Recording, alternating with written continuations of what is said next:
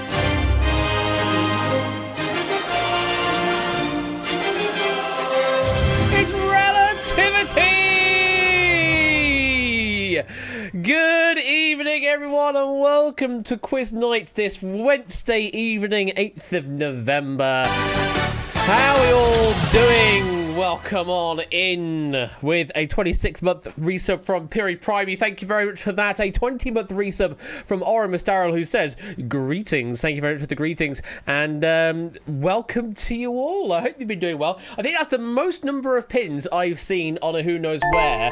It's just so fun seeing all the pins just sort of slot into place. Hello. Oh, that's what you were going to say. Hiya, Brian. Thank you for the 200 bits there. I thought you were going to say something else. It's just the way the text-to-speech is sort of inflected. It's like, hey, Ash. Yeah, sure. What's what? No, nothing. Okay. But yeah, there are loads of pins there. We officially have our first escape entry for 2024. Our first escape entry. I know what you mean by ESC. Okay, cool. We're already on the countdown for Eurovision Song Contest 2024. And it's boring, says K Giles. I tend not to find out until they've all kind of been... Hash. Thank you for the 3 years, I suppose, there. Don't appreciate that. It's just saying, Hash. Browns? I don't know. But hi. Hello there.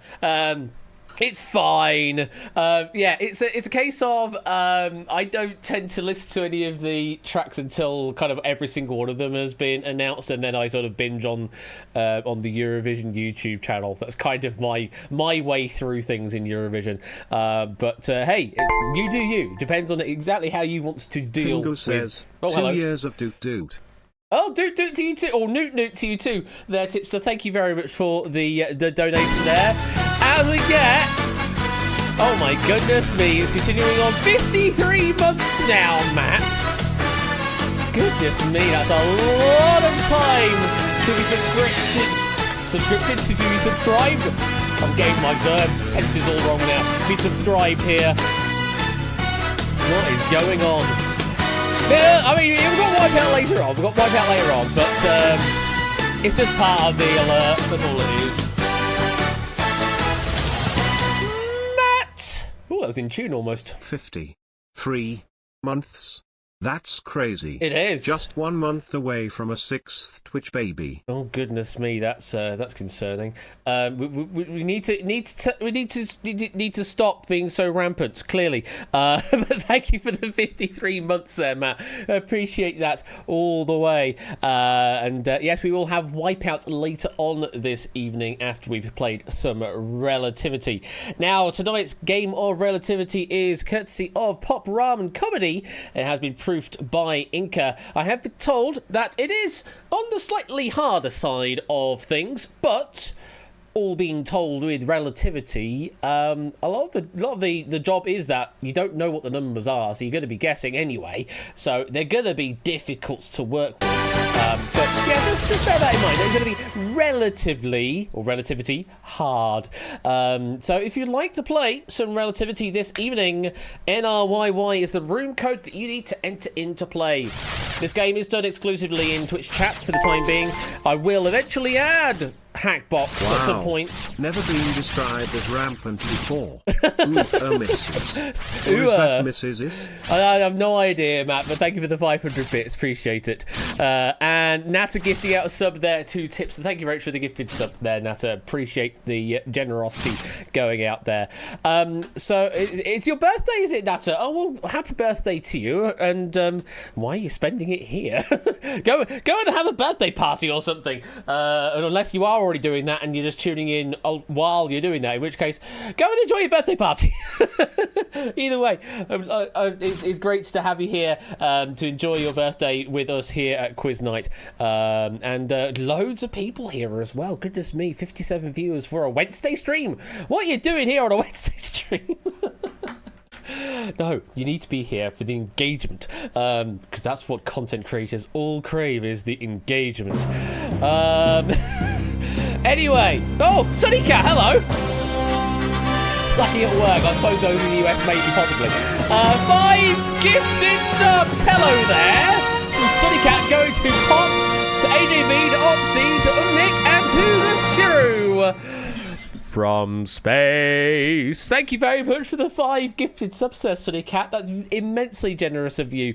Thank you very much for that. And to all 5 of you that have just been subscribed on, enjoy the month of ad-free viewing and limited selection of emotes that I need to still add to. It's still on my list of things to do.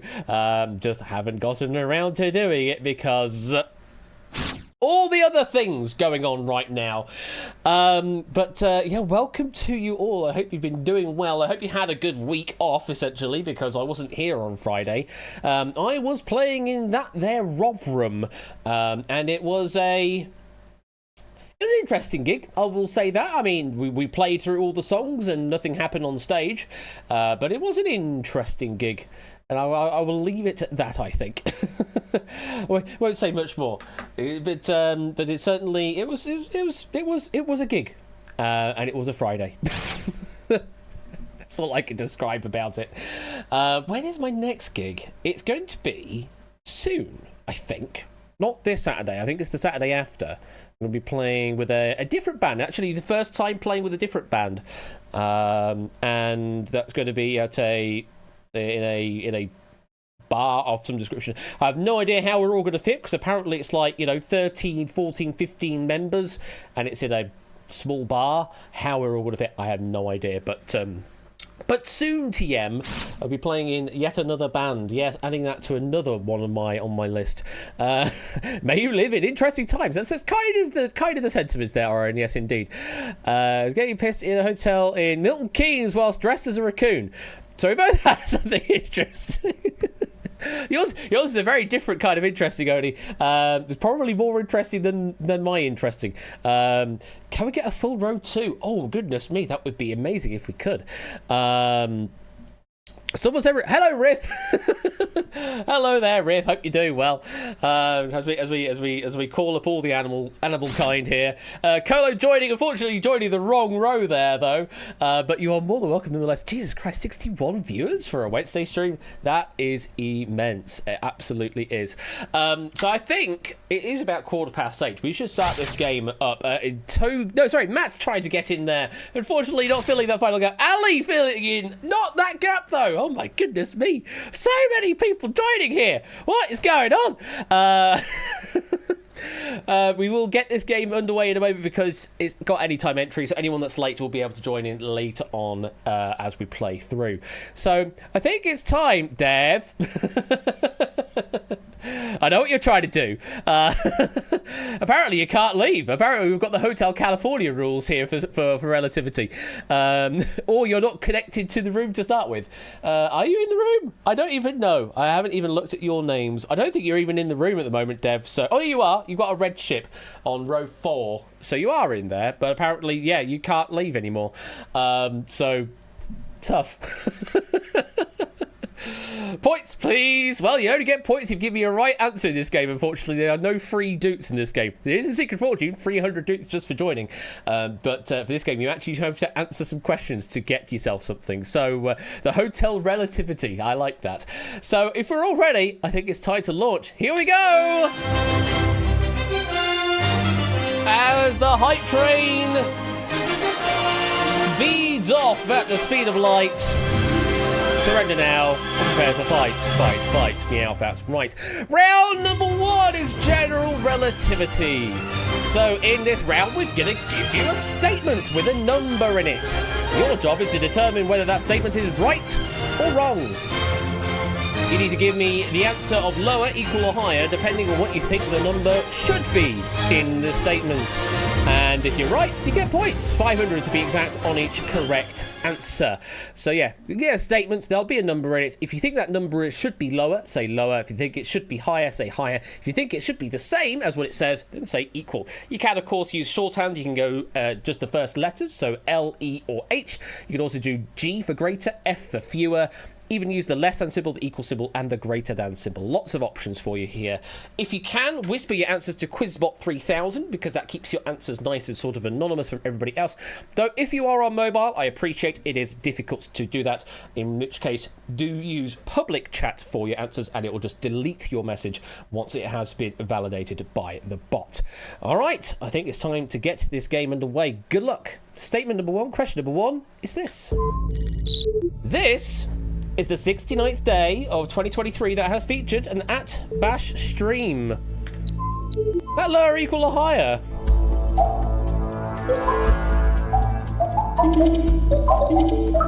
I need to get my sheet open.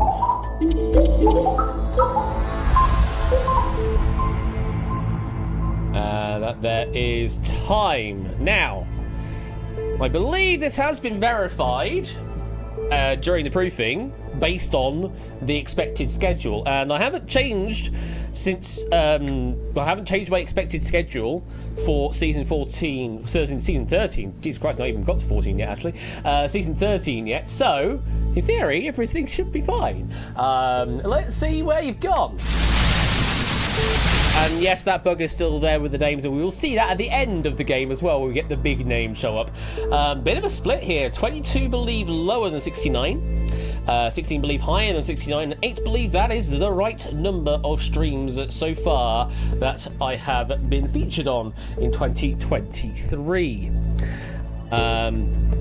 You think Ben's bot got your answer? Ah, yes, BC, you've got to be careful to whisper the correct bots there. Though you did say higher to me, BC. It just may not have come in time, but I do see a whisper come through on my bot rather than Ben's bot. After the time. Okay, fair enough. So, 69th day? Is that right?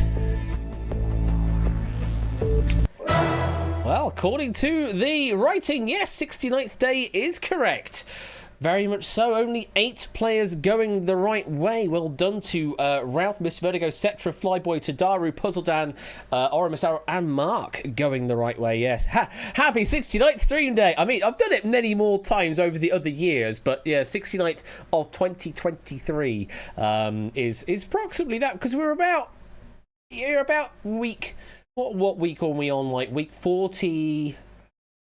46 or 52 or something like that, and if I streamed sort of twice a week mostly, then you look, well, that would make it more like 80, but I have obviously dropped a few here and there, and other things have happened on a few of those, so yeah, 69th would be the right answer for this question.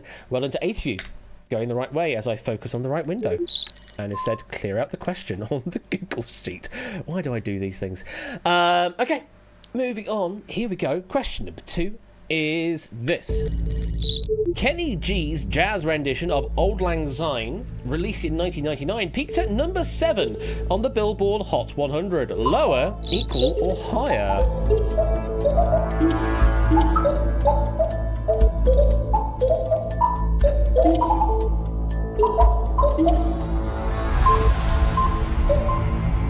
There is time. Okay. So, let's slide that up and see where you've all gone. Okay, 27 believe lower than 7th on the Billboard Hot 100, which I suppose would mean a larger number, I guess, in that sense. And 17 believing higher, as in better position on the leaderboard, as in 6 or higher. It's a bit weird when it's a ranking where you're going upside down or back to front or anything like that. 3 players have gone down the middle, saying 7th was exactly the best peak for Auld Lang Syne of Kenny G's rendition. Think we needed a clarification of this beforehand, says Topper. Well, it didn't matter actually, because it was equal. Yeah, unfortunately, didn't matter either way, whether it was higher or lower. It was the actual answer. I've got no further information on that, but it was 7th. So it didn't matter whether we were going upside down or back to front, because if you went with any of those, you would have been wrong. Only 3 players, Kolo, Shiru, and DMC, gave me the right answer there of equal. And we put that one away. But yes, I will certainly give some more clarification if the ordering is supposed to be in a weird topsy-turvy kind of style. Couldn't tell which way up or down was, so went down the middle instead. And perfect answer to do that. Okay. On this next question, higher means more recent. Lower means earlier on in time. I'll give you that as clarification, I suppose. The debut of VH1's I Love the 80s took place on the 16th of December 1996. Lower equal or higher? As a reminder, higher means more recent, as in a bigger number year. Lower means earlier on, as in a smaller number year. Nick just getting an answer in time there. We do allow about 2 seconds of grace time for, whisper message delay reasons. More recent, yes. I think we needed more clearer clarification for this beforehand, says Tupper. I wonder how many people have decided, there's a trend going on. Are we going to go equal again? Okay, not as many as I thought, actually. Only 5 players went equal. And then it's about a super split as you can get. 21 say lower than 1996. 20 say higher than 1996. Oh, I mean, it would be absolutely devastating if it were equal, right? It's higher, you're fine. 2002 was the year in question, so 6 years more recent. The first segment on the first episode was about The Love Boat, which debuted in 1977, but reached its highest ratings in 1980. So, well done. 20 players going the right way. There we go. Loads more points being distributed there. Each of you getting 500 points for the correct answer of higher. No way I was 12 when this aired. Oh, you never know. Right, moving on to question number 4 of the round. Statement number 4. Have a look at this one. What do you think? Through 2022, there have been 69 unique contestants on the Big Fat Quiz of the Year, excluding spin-offs. Lower equal higher?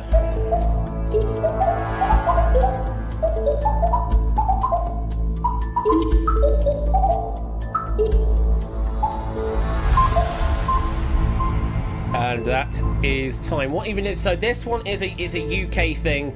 I forget how long it's been running for now. But New Year's Eve, there tends to be like a sort of a summary of what's happened over the year. And the Big Fat Quiz of the Year, hosted by Jimmy Carr, it's a comedy vehicle essentially for showing sort of the major news that happened that year in a comical sort of pub quiz style kind of thing. Since 2005. Was it really since 2005? God, that's such a long time now. Wow.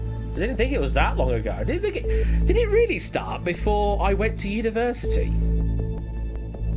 Big Jet was the big thing that happened in 2022 in the Big Fat Quiz of the Year. Yes, absolutely. That was the guest they brought on, I believe. Sort of, in a way, Mock the Week, Silent Marine, yeah, although it doesn't have any of the stand-up competitions. It's more quiz-oriented than Mock the Week is. But I guess it's a good way of sort of half describing how it goes about things. Let's see where you've gone. Okay, interesting. Got a sort of a gradient going on here. So 28 believe lower or fewer than 69 unique contestants. 11 believe that's the right number. And 8 believe there are more than 69 unique contestants across the Big Fat Quiz of the Year, excluding spin-offs. Well, let's find out, shall we? The correct answer is... It is lower. 56 though, so only 13 lower.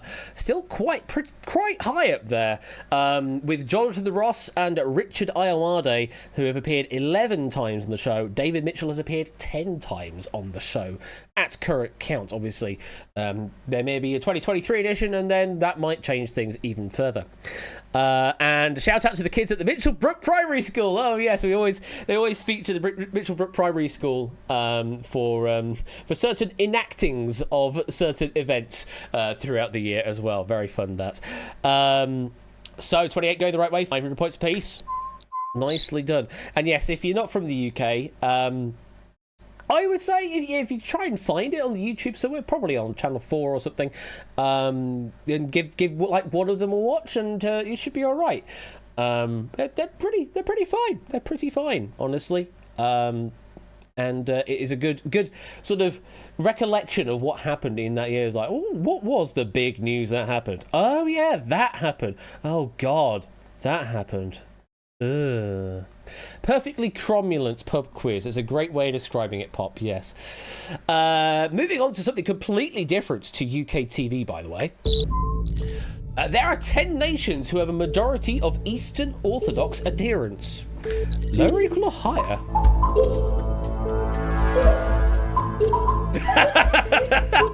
Oh yeah, I forgot that happened, Scott. That there is time. 10 nations who have a majority of Eastern Orthodox adherents. Interesting. Well, let's see where you think you've gone. Oh, equal and higher, 19 apiece there. 8 believing fewer than 10 nations. And by nations, we mean... I mean, does it have that listed there? I don't see it listed there. That is by nation, we mean. Maybe you should have added that, Pop. But we're going with 10. Let's see. Is that the right answer? There are 12 or 13. Either way, it's higher. Who have a majority of Eastern Orthodox adherents. 12 or 13. The uncertainty is in whether or not to count Transnistria, as an independent nation. There we go.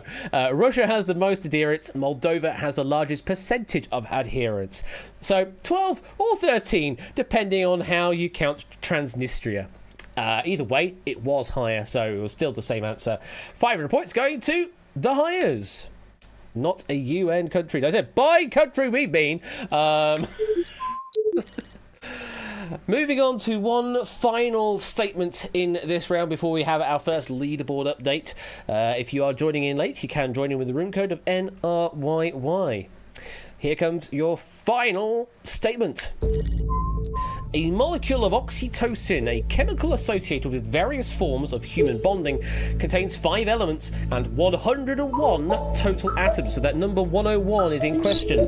Lower, equal, or higher? 101 total atoms in a molecule of oxytocin. We're going for a bit of I don't know. Would this be an A-level chemistry? I don't know. It certainly is. It's certainly more complex chemistry than I remember doing at GCSE. Let me put it that way. Let's see where you've gone. Bit of uncertainty potentially. 22 saying fewer than 101. 18 saying that's correct. 8 saying there's more than 101 total atoms in a molecule of oxytocin. Jesus Christ, I've got to keep talking. Nobody explodes on the brain. Bloody biochem, says Sunny Cat. There's hecking benzene rings in that thing. Well, that's more than I know. It has a molar mass of... I'm sorry, what? 1007.19 grams per mole. And it has a total of 135 total atoms. So the full expression here is C43H66 N12012S2. Lovely. That is a lot. That's a lots of atoms in that there. 135 in total with a molar mass of just over 1,000 grams per mole. So well done to 8 players going the right way. Ali Law Ferbster, Matt the Ref, Sportsy, Joker, Silent Marine, Sanchi, and Nick all going the right way. Congratulations to you. Let's put that away. And that's the end of round number 1. Let's have a look at the leaderboard. Wow. We've split up to 3 columns worth here. We have a total of 48 players currently playing Relativity, which is enormous. No one with a perfect game so far. Poker Joker and Mr. Vertigo doing the best, though, with 4 of 6, getting 2,000 points apiece. We've got a big tie for 3rd place, a large tie for 11th place, going from 11th down to tied 28th, essentially. And then a long way from 29th as well. Cersei and Lottibus, unfortunately, not off the mark just yet, but you have plenty of time to get plenty of points and still climb your way back up to the top of the leaderboard. Stop the count, please. What's he doing now? I don't know, Tipsy. You may have to consult. Moving on to round number 2. It's time to guess with some numbers. It's range relativity. So in this round, we'll give you a question. You need to tell me the answer. When the timer starts, give me a whole number. Might be positive or negative, depending on what the question asks for. And the closer that you ask the correct answer, the more points that you will get. You can get up to 1,000 points if you can get absolutely on the nose with a correct guess. We will tell you the range of possible answers, and if you answer outside that range, the bot will tell you to try again. Always be careful of number of digits in your answer, and try and get as close as you can. The furthest away will get absolutely nothing, though. So if you're ready, we're starting off with some maths. The first appearance of 314, aside from the initial 3.14, ends after how many decimal places of pi? Answer between 314 and 3141. To participate crossover, enter in the room code NRYY into Twitch chat. You will then join the game, and then from that point onwards, you'll be able to whisper your answers to Quizbot 3000. It is as simple as that.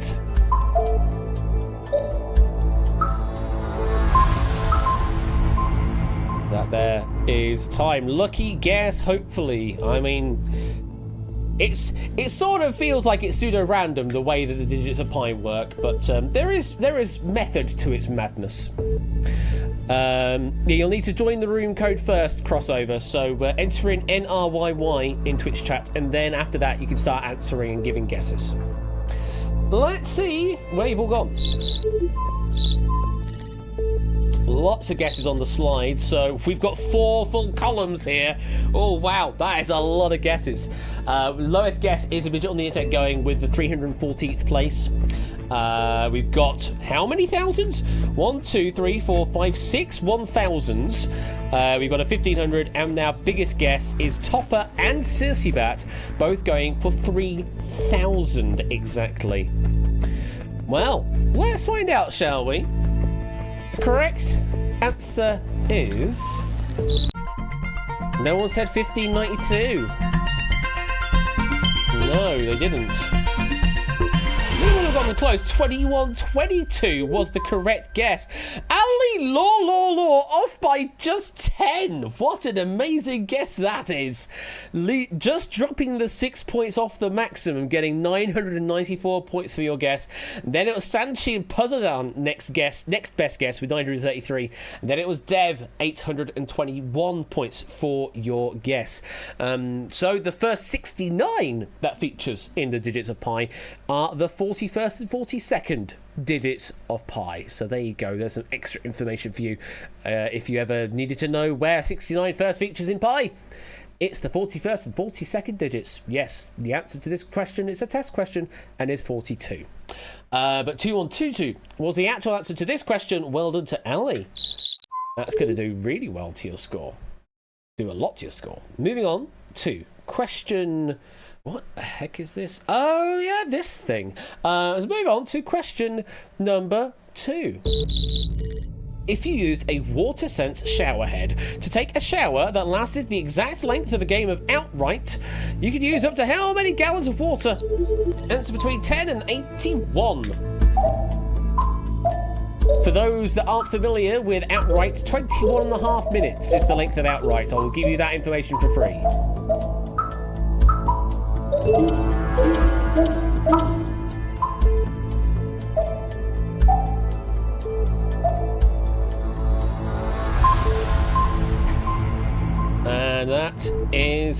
time.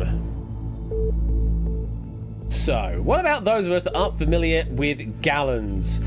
Yeah, apologise for that. And we may be talking about different gallons than what you might be considering as well. Because I've just realised that this one here is US related, so it may be US gallons rather than just UK gallons as well.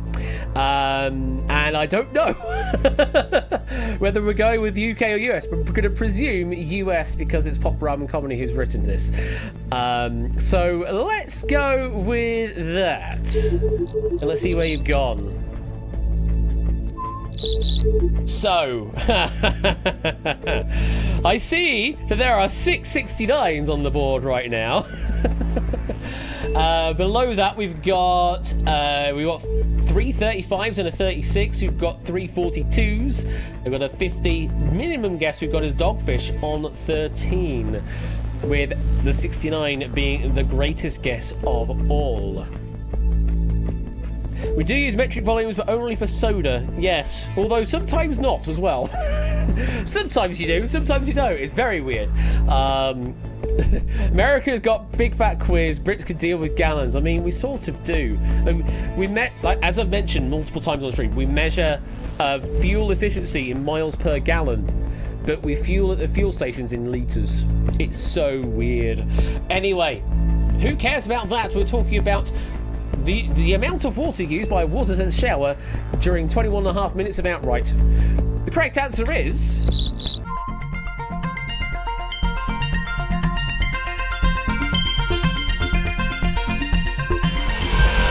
43 gallons in total. Oren, Oni, and AJB all getting the exact answer, because of course we're going to the nearest whole number here anyway. All three of you, getting the full 1,000 points on offer. Congratulations. And then it was Togi, Shiro, Sportsy, K-Jarves, and Flyboy next best 967, and then it was Lottibus and Brian next best 933. So yes, water sense showers cannot output more than 2 gallons per minute, and excluding waffling outright takes 21.5 minutes to play.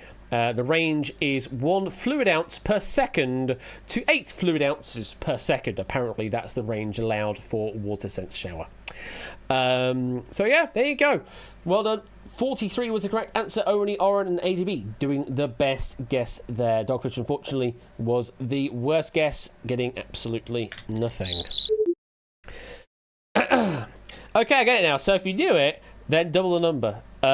Range for the question was 1 to... Oh, sorry, the actual range itself. Right. Okay, sorry, didn't realise. Anyway. That's what I get when I don't have I only have half the information in front of me. Anyway, we should move on to question number 3. And this one, we are squarely in Europe for this question. I'm just going to throw that out there for you for free. We are squarely in Europe. If you and a guest went to the Royal Flora Holland auction in Aalsmeer every weekday for 2 weeks, how much would it cost? That's between 0 and €1,400.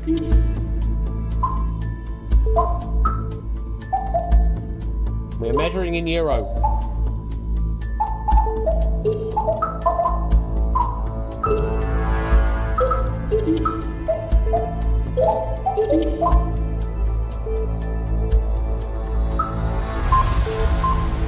And that there is time.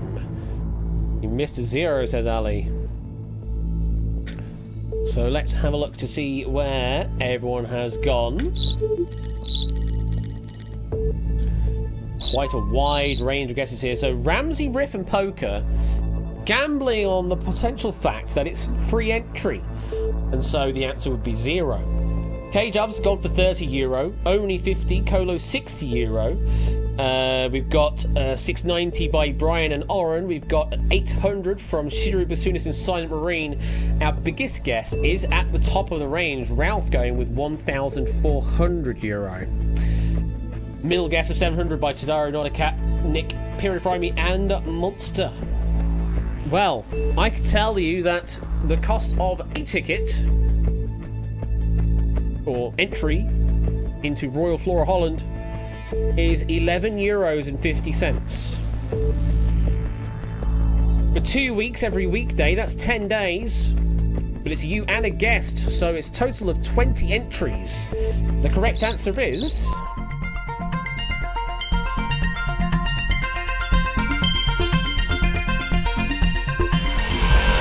€230 in total. Completely in the middle of nowhere.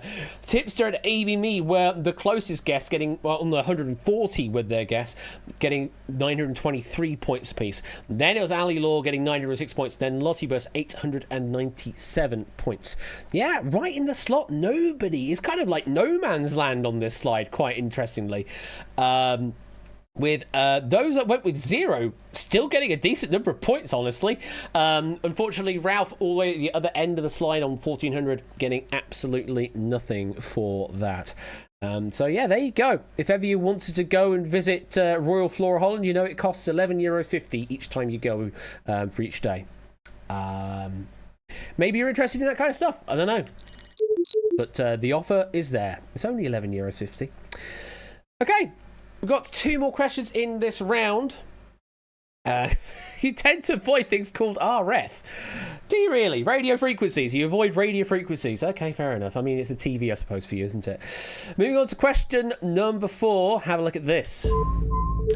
Per organisers' estimates, the first Pride Parade to have over 1 million people took place in what year? Answer between 1969 and 2019. That's mean to Ramsey Fox, that's true. Yeah, Ramsey is an RF.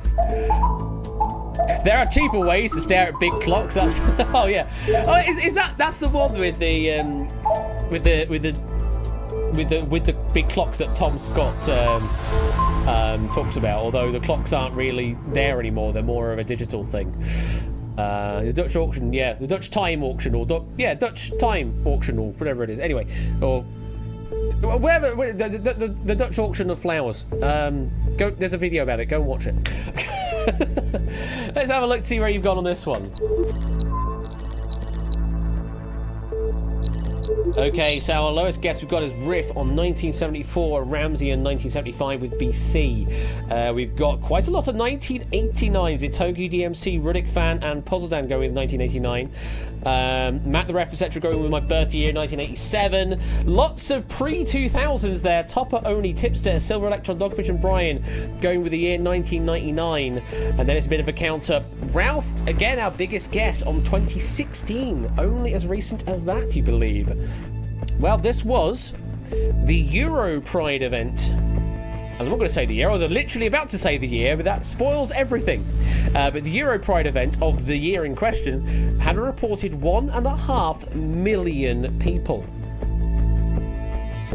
The correct answer is...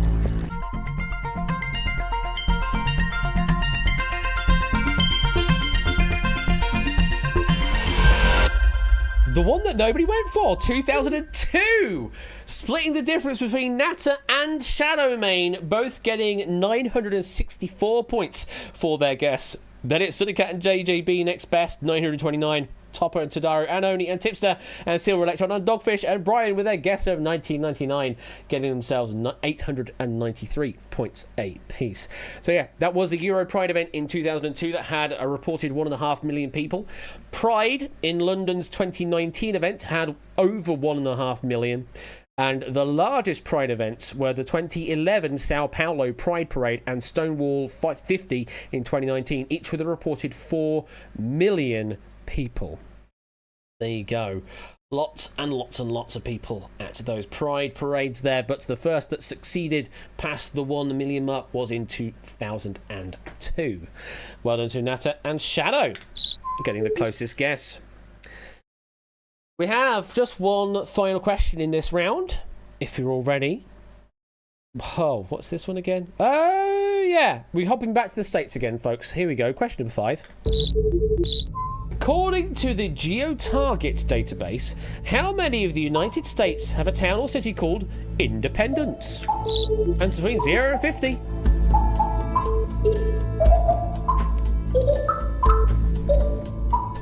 How many of the United States have a town or city called Independence? We're even giving you the fact that there's 50 states for free.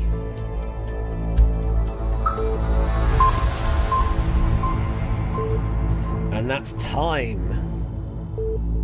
Today we celebrate our Independence Day. Wait, which independence? Yes! Let's see where you've gone. Oh, lots of wide guesses here. Sportsy with the lowest guess of 3. Drahuska, Tadaru, and Shadow with 7. Milk Bride and Shira going with 10. We've got 4 on 20, but only on 21. K-Jars and Study Cat just splitting the difference on 25. Biggest guess we've got is Nick with 47 of the 50 states having a town or city called Independence. Well, let's find out, shall we? Correct answer is...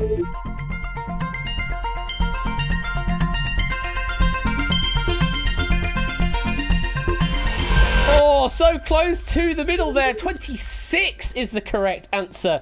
K-Jar, Sudicat, and Kolo all equally close to the correct answer on 957 points apiece. Then is Itogi 870, then Sanchi 826 points for their guess. So yes, again, splitting the difference slightly here, and a difficult question. Independence, Missouri is the largest of the independences. Such a weird sentence to have, with over 121,000 people, and Independence of Kentucky is the next without 21,000, so just jump a whole 100,000 down. But yeah, there are a total of 26 independences in the United States. So there you go. Well done to K-Dubs, Colo, and Sudicat, getting the best guess. Unfortunately, Sportsy, your guess of 3 was too far away, getting nothing on that question. Independences or independi. Oh, here we go. We're going to try to work out what the plural form is of independence. You go and fight it out in the comments while I go and reveal the leaderboard after round number 2. 48 people with a score. Sophia joining late, so nothing on the board just yet, but plenty of time still to catch up. Oni is our current leader on 5,717. Then we've got Poker Joker 5706, Ali with a 50-50, Puzzle Dan 4913, Sanchi 4872, and Kolo rounding out the top 6 on 4,795. Tips from Mr. Vertigo currently tied in 9th place on 4201. So we've got one more round of questions for everybody to answer. And then at the end of round number 3, we will be looking to see who is in the top 6, because they will then be advancing through to special relativity. So you've got to get lots and lots of points here in this final round, and there's many points available in the final round as we go into round number 3, which is social relativity. So in this round, do much the same as we did in round number 2. I give you question, I give you range, you give me answer. However, and this is where it is different and where all of the leaderboard can shake up. You hate socialising those topics.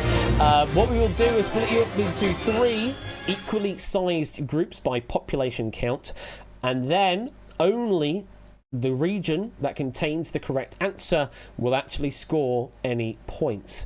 So at most, well, you're looking at basically a third of the population of our audience currently getting points on each question, and the other 2/3 will get absolutely nothing.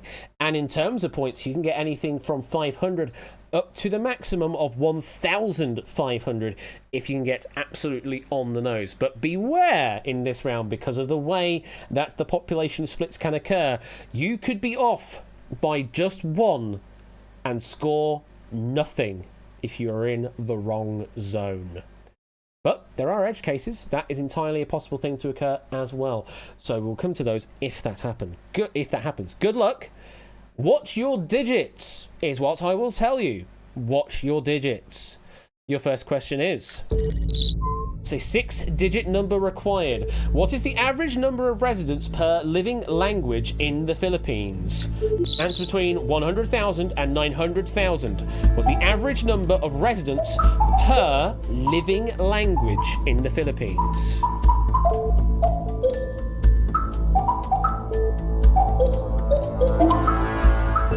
Take the population, divide it by the number of living languages. What's your answer? Oh, Poker Joker, that last one didn't get through, and I don't know why Automod decided to block that. That's really irritating. Automod decided to block your answer of 175,000 for no reason. You just thought, oh, this is a bad number, potentially. And I did accept it, but unfortunately I accepted it too late. So that's something I'm going to have to look into. Something I'm going to have to look into to see if I can automate the auto mod somewhat. Or, of course, just move to Hackbox. Simplifies all the processes at that point. Yeah, 69 totally fine, but 175,000? Nah, can't have that. Anyway, let's put the slide up and let's reveal some answers. I'll try and keep an eye on things next time, Poker Joker, and try and timely accept as soon as I can. But yeah, just beware. So smallest guess we've got is AJB with 118,500. We've got Siru with an even 200,000. We've got a lot of quarter mils here. ABB, Midget on the Internet, BC, Brian, Sooty Cat, Silent Marine, and Flyboy all going for the quarter mil. We've got quite a few 350,000 actually as well. Ramsey, Silver Electron, and Bassoon is going for 350,000. Sophia are going with a 350, Aura with a 369. A lot of half mils as well. Tadaru, Mark, Grahuska, Riddick Fan, and Monster going for the half mil. Ralph is our biggest guess on 800,000. Now, it is time to split you up into 3 equally sized groups, or about as equally as we can. Well, we've got a big edge case, folks. So blue is from 100,000 up to the quarter mil. Green is from the quarter mil up to 426,606. And the red zone is from that all the way up to 900,000. So, those sitting on that edge case on 250,000, what that means is if the correct answer lies within either blue or green, then you will score some points. Though, if it lands in red, you're going to get absolutely nothing regardless. Everybody else, you are solidly in one of the regions. Only the coloured region will count. If the answer is exactly 250,000, Oren, then blue and green will score, and those on 250,000 will get the maximum. It's as simple as that. But it couldn't be exactly 250,000, surely.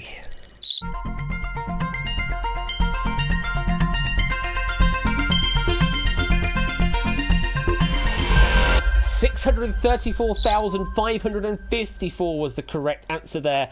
The red zone scores. Ali with 625,002 was the closest guess of all. Getting a good score there, 1,453 points for that. Then it was Cetra next best, 1,402. And then it was Not a Cat's third best, 1,341.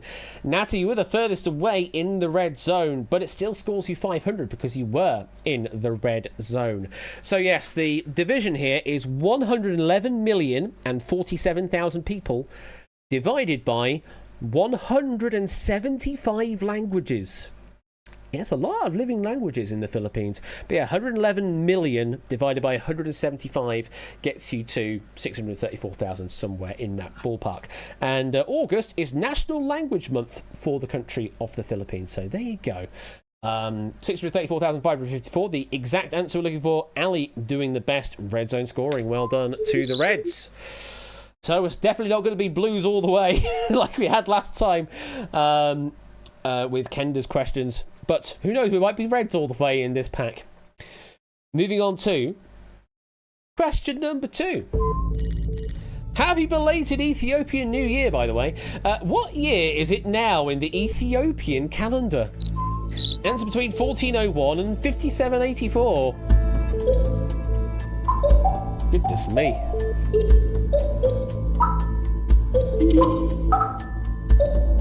Happy belated Ethiopian New Year. What year is it now on the Ethiopian calendar?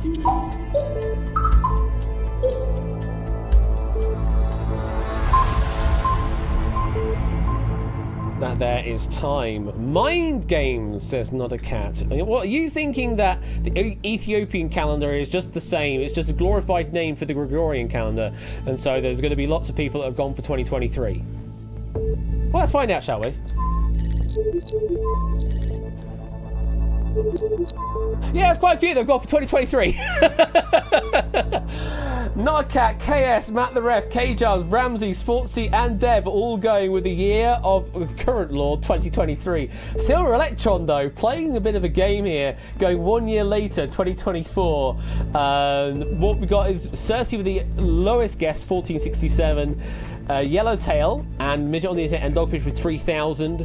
We've got a 3522 from Tipster. We've got the fours from Tadaru, and our biggest guess is 5784, the top of the slide from Riff Raccoon. So Riff is guaranteeing what region they're going to be in, but everybody else, well, let's split you up. And not an edge case this time round. Blue Zone from 1401 up to 2225. Green from there up to 3511, splitting between Topper and Tipster there. And then Red Zone from 3511 all the way up to 5784. By the way, the New Year's Day itself on the Ethiopian calendar is the 11th of September, so mark that in your calendars next time round. But the correct answer for the year of the Ethiopian calendar currently now is...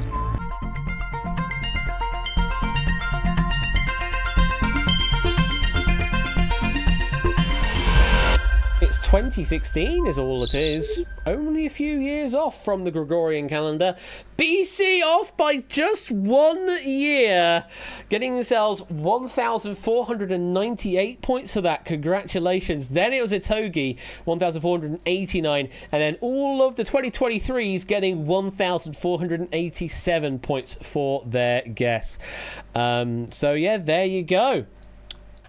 Ethiopian year of 2016 currently, and it occurred on the 11th of September. Well done to those in the blue zone scoring, including Sissy with our lowest guess, but you're still getting yourself 500 points for that guess.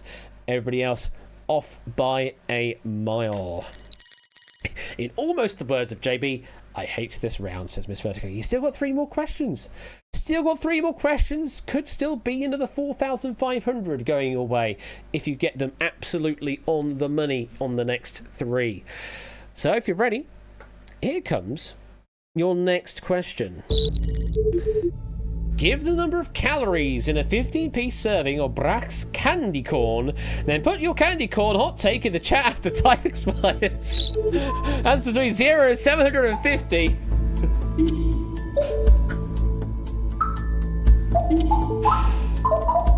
Pop's just having a bit of fun with this right now. And I have been given explicit instructions what to do as well. I do love how you apparently have control over what I do on my stream right now here, Pop, but I will allow it. I will allow it. So yeah, do feel free to put in your hot takes on candy corn, and I will read them and do something in a moment regarding them. While you're doing that, let's see where you've gone on the slide.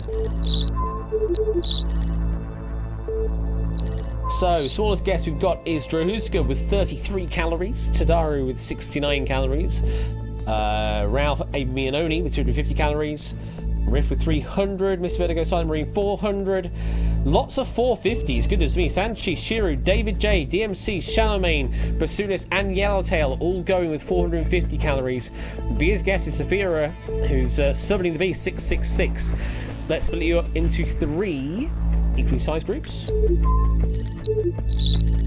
And they're fairly even sized. Blue going all the way up to 252.5. It's sort of rounding to the nearest whole number. Green from that up to 425.5. And then red from there up to the maximum 750. So yes, given the number of calories in a 15-piece serving of candy corn by Brach, how many calories in that?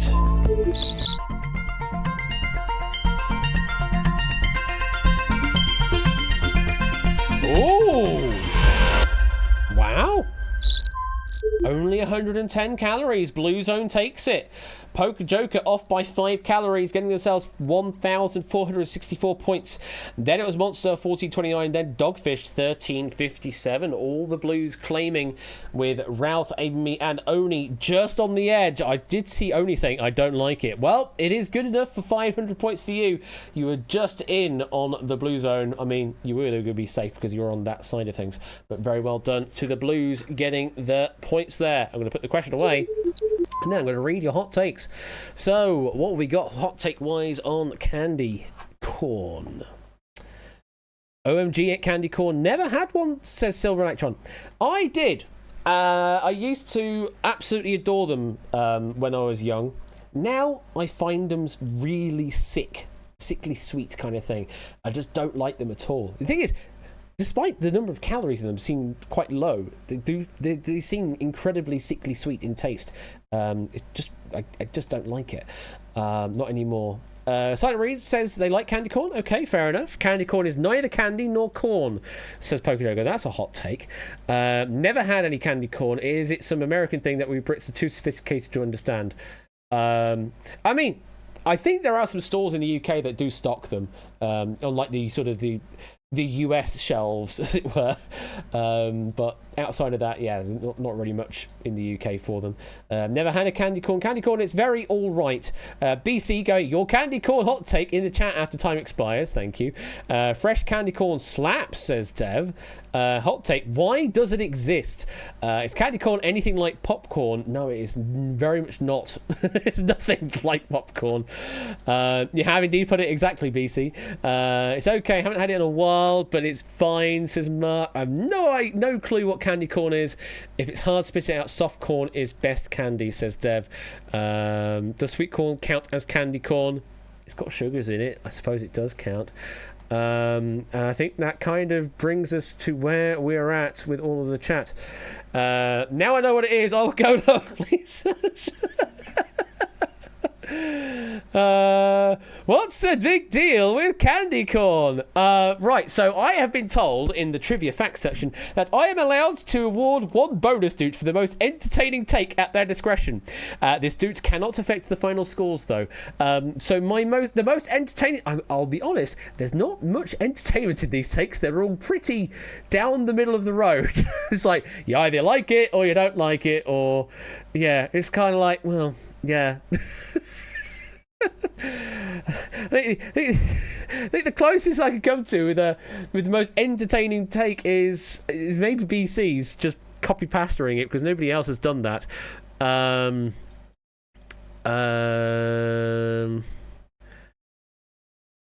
Ambivalent. Yeah, it's just lots of ambivalence and people haven't tried it. Yes. Oh, yeah. The American candy stores, they're probably a laundering scam. Yes, very much so. You think candy corn is very candy and corny. Yeah, you know what? I'm just going to go BC. Give myself the one do. I'm probably the. Am I giving myself the bonus do here because I had the most interesting hot take? I don't know. I don't think so. BC, congrats. You can have a bonus doot. There you go. You have a bonus doot for your copy pasta, because that's about as entertaining as it gets, I suppose, in the candy corn world. It was a segment, Pop. It was definitely a segment. You can go and watch up on the VOD. Quizzy Dan could have taken it. I mean, yes, Quizzy Dan could have done.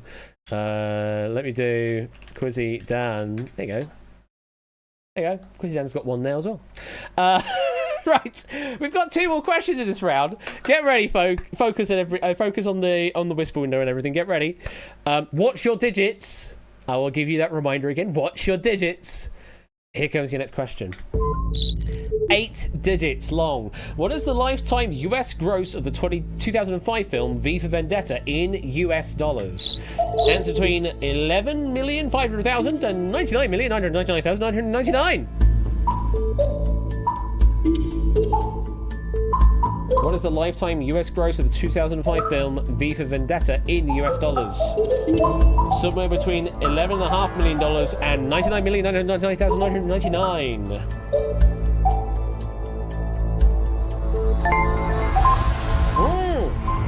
Oh, JB! GG's on Saturday, and thank you to you and your community for the marathon love. Over $3,000, $20 away from another check it out hour, and an amazing weekend. GG on the duels, Pete for the first game smile. Finally got my first... Got your first full night of sleep in a week last night. Yay. I mean, sleep is very good, especially after long marathon things.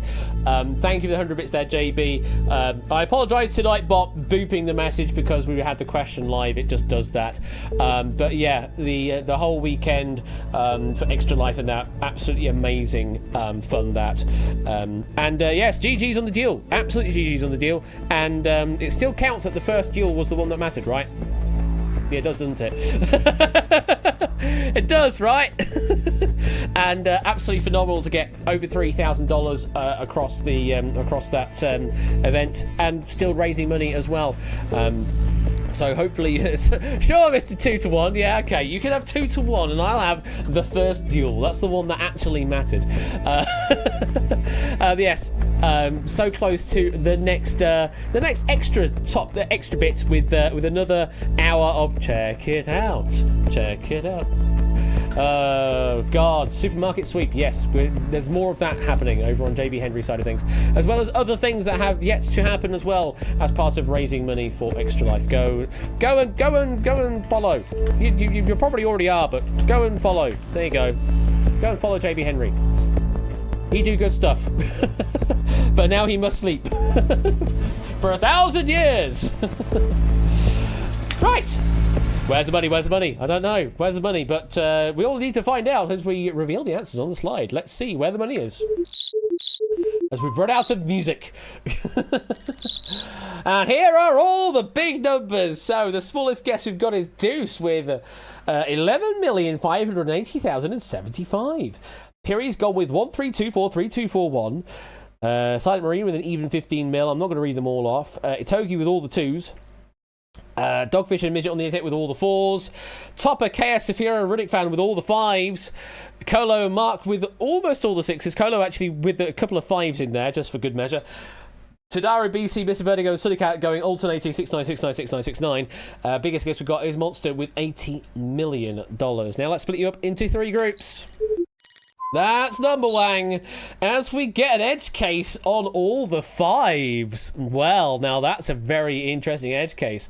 So blue is from 11.5 million up to 41 million and some change.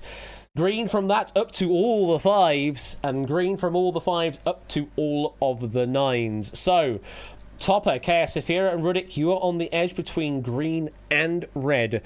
Meaning, if either of those regions contains the correct answer, then you will get some points. Oni says he doesn't like it again. Where did you land, Oni? In green on 54 million, but not in red.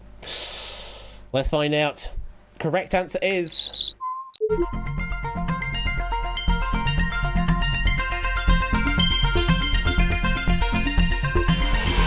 You're right to be worried there, Oni. 70,511,035. Seriously, Bat off by what? $120-something thousand, which is pretty amazing given the magnitude of the numbers we're talking about here. Cersei Bat getting 1,491 points. Then it was Tadaro, BC, and Miss Vertigo and Cersei Cat each getting 1,446. All of our edge case players on all the 5s getting 500 points, being the furthest away, but still in a scoring zone. Everybody else getting absolutely nothing. And according to Box Office Mojo, V for Vendetta, I'll say it in a moment. Hang on, JB? Garlic butter was missing, which sort of defeated the whole purpose of ordering dough balls. Food was lukewarm, and mac and cheese was watery. Oh, lovely. Thank you for the 100 bits. Yeah, in the UK, apparently, V for Vendetta only grossed $20,863. That's it. $20,000. Stop rubbing garlic butter on your balls. Give your garlic balls a tug. Thank you for the 100 bits there, Oni. Yeah, in the grand scheme of things, of US getting 70 million, the UK grossed 20,000. Absolutely nothing in comparison. So Red Zone scores. Congratulations to the Red Zoners. And we got one final question. in the main games. This is your last chance to get some points, because remember, top 6 will advance through to the final round special relativity. And we're making it easier for you because it's a percentage question. Of the people who buy advent calendars in the UK, what percentage buys one with chocolate in them? That's between 0 and 100%.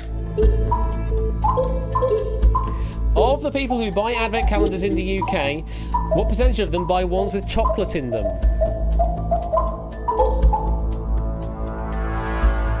Chocolate versus other traditional or non-traditional entries in them, including Ashens and Nerd Cube's forays into opening all sorts of random advent calendars. If you've never seen any of the Christmas unboxing stuff of the advent calendar series on the Ashens channel or second channel, I forget where they go these days, they opened up some very questionable advent calendars. And it's just so hilarious. It really is so hilarious. You thought it was straight Chucky versus religion. I know there are all sorts of other ones out there, like Playmobil sets and build a car sets, and just there's lots of other options out there for advent calendars that don't have chocolate in them. So let's see where they've gone. Where they've all gone. Oh, quite high, very high indeed. Lowest guess we've got is 24% from Set Drones, 25% from Sportsy. Then quite early on we're going to 55% from 4 players. Oh my goodness me, we've got almost in full column of 69%. We've got 488s, and Dev has gone for the maximum 100%, sealing their position in the red zone. So let's split you up into 3 equally sized groups. Well then, we have a lot of edge cases to deal with here, folks. In fact, we don't have many that are solely in green. So blue is from 0 up to 69%. Green is from 69 to 75%. And red is from 75 up to 100%.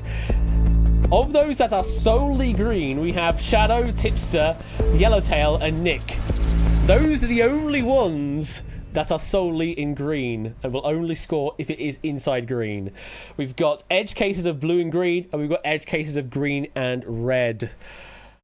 There's a lot of edging going on, but which edge will actually pay out? Because actually, there's a situation where both edges can pay off here if the answer is in green. It can't be in that tiny group, surely.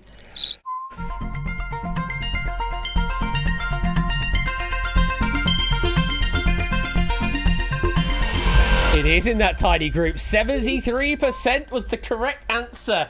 Yellowtail absolutely on the money, getting the maximum 1,500. Then it was Tipster 1,250 and Nick 1,250. Then lots of thousands there with Dogfish Colo, David J, Sophia, Mr. Vertigo, Oni, and Monster all getting a full 1,000. Then Shadowmane 750, and then it's down to the minimum 500. Puzzle Dance, Suddy Cat, Amy Topper, Not a Cat, Sanchi, Mark KS, Flyboy, and a midget on the internet, all getting the minimum 500 for it being in the green zone. Everybody else in solely blue and solely red, unfortunately, getting absolutely nothing. And this was based on a survey conducted in November of 2022. The next most popular type of calendar was cosmetics or beauty products inside of them rather than chocolate. So 2 edge cases paying off in a very, very tight green zone. That is the end of the main game of relativity.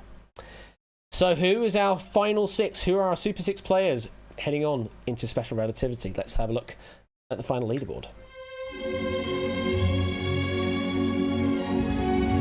At the back, we've got Deuce and David J, Saphira and Riff, DMC and Ralph. We are going pretty fast here. Shearer and Brian, Milk Like and Piri, Topper and Ferbster, Silent Marine and AB Me, Oren and AJB, Flyboy and CSC Bat, Matt and Natter, Drahuska and Midget on the internet, Ruddick and Sportsy, Cetra and Tipster, Silver Electron and Nick, Yellowtail and Bassoonist, Dogfish and Dev, BC and Suddy Cat, Ramsey and Tadaru, Togi and Puzzle Dan, Shadowmane and KS, Mark and Mr. Vertigo, Sanchi, Lollibus, Nolaka, and our top 6 are Pokedoka, Oni, K-Jarves, Ali Lulalor, Colo, and top of all, Monster! There you all are. That is the final leaderboard at the end of round number 3, and all of those points have now been paid out as doots. Each of those points equal to one singular doot. Monster, Colo, Ali, K-Jarves, Oni, and Pokejoker all heading through to Special Relativity. Looking at how close it got at the end there, it was a difference of 100 points from getting through and not getting through. And then there was almost a jump of 250. In fact, no, 320 even. Something like, or 310. It's a number between Nolacat and Lollibus there. But you can see all the points there and everything has been added up. So congratulations to Monster, Colo, Ali, K-Jarves, Oni, and Poker. You are through to the final round of Special Relativity, where you can get even more doots. So, if you 6 are ready, let's head over there now. It's Special Relativity! So, in this final round, 6 players will eventually become just 1. On each question, we'll give you a question. On each question, we'll give you a question. So, each question, you will need to give me an answer, but we won't give you a range. That's what I wanted to say. Whoever is furthest away from the correct answer will be eliminated. That is as simple as it gets. And in the case of a tiebreak of closestness or furthestness, then whoever answers later will be eliminated. If all you 6 players are ready, good luck. Here comes your first question of Special Relativity. We're looking for a positive number. How many years ago was the ice cream of the future Dippin' Dots created? Answer now. So treating back in time as a positive value, just to make life easier.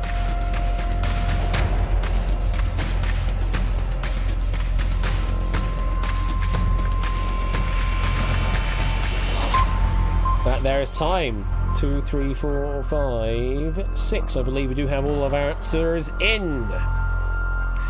No negative wagers. I mean, you could give a negative answer to Daru. It doesn't stop you from doing so. We're just giving you the prompts that we are looking for a positive number.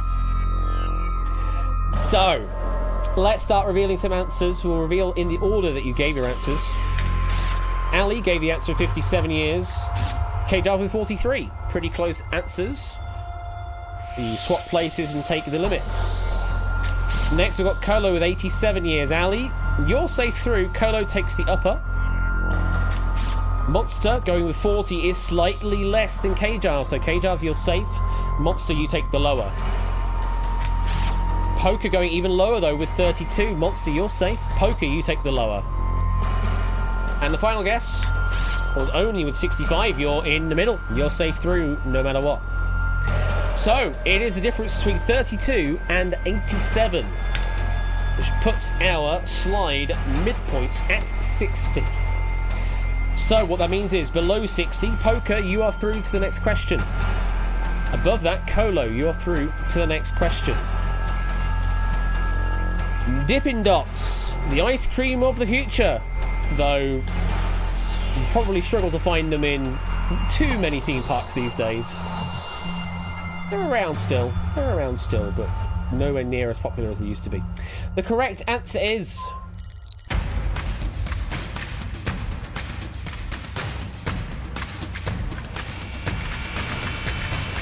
Oh, very good guess, Poker Joker. 35 years was the answer we're looking for. Yeah, launched in 1988 was when Dippin' Dots was first created. 1988. So it's 35 years old. Poker, you are safe through to the next question. Colo, unfortunately, you were too far away. You claimed 6th place and 10,000 dukes for that. Congratulations on that. Poker, you're through to the next question and hopefully a bit further on than that. You're older than Dippin' Dots, Tadara. I'm older than Dippin' Dots. And as David says, because this was the subject of a either a half as interesting video or a Wendover production video. One of those two. Sam's involved. And yeah, they're talking about Dipping Dots. But anyway, that was that question. We're moving on to the next question. And if you're ready, and this one, be careful, you might need negative numbers for. The question is, relative to par, what is the PGA record for the best score in a 72-hole, as in 4-day, tournament? Answer now. Relative to par, what is the PGA record for the best score in a 72-hole? 2 answers in. 2 more answers in. We're looking for 1 more. And Monster's in.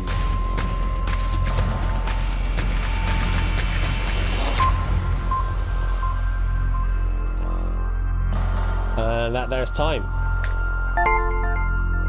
Hey, there you go, Tadaru. Hooray for negative wages. Negative wages. I mean, it's not wager per se, but it certainly is a negative answer.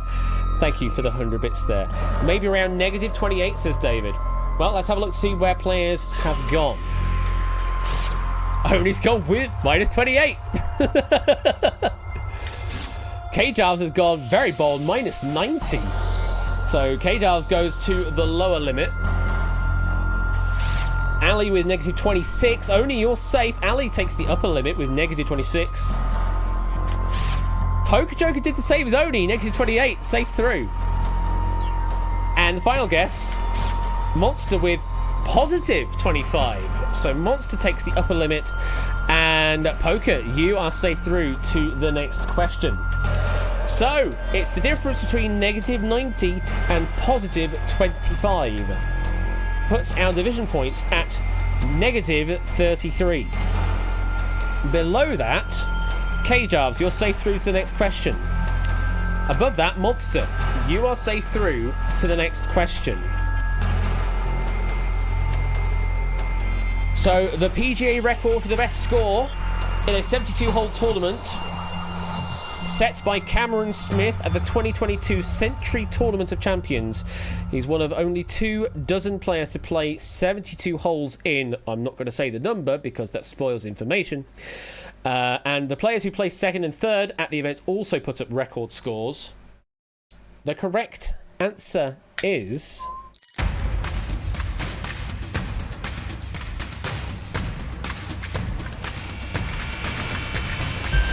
Oh man, minus 34.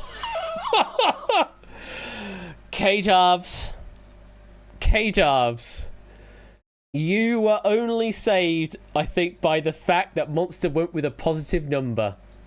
If Monster went with anything from 23 positive and lower than that, you would not have been here. You are still in the game, though. That's all that matters. Monster, unfortunately, you take 5th place. But it's a good game. 20,000 going your way. K-Jarves, you get a negative 90. Just keeps you in the game by 1. If you're still in the game, that's what matters. So let's put that away. Was it John Ram? I mean, I said it's Cameron Smith. I said it was Cameron Smith in the factual information in the 2022 Century Tournament of Champions. So, Monster unfortunately getting eliminated by just 1 off. 4 players still in the game. 3 questions left to go. Good luck. Your next question, apparently the favourite question of the stack from Pop. Oh yeah, this is a great question actually. Yes, it is. The question is this. Standing it upright.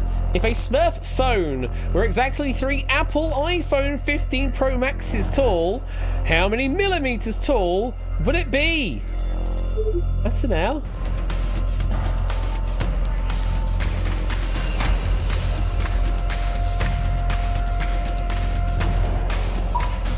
Only's in. K-Dub's in, Ali's in. 1 more to go. And Poker Joker is in.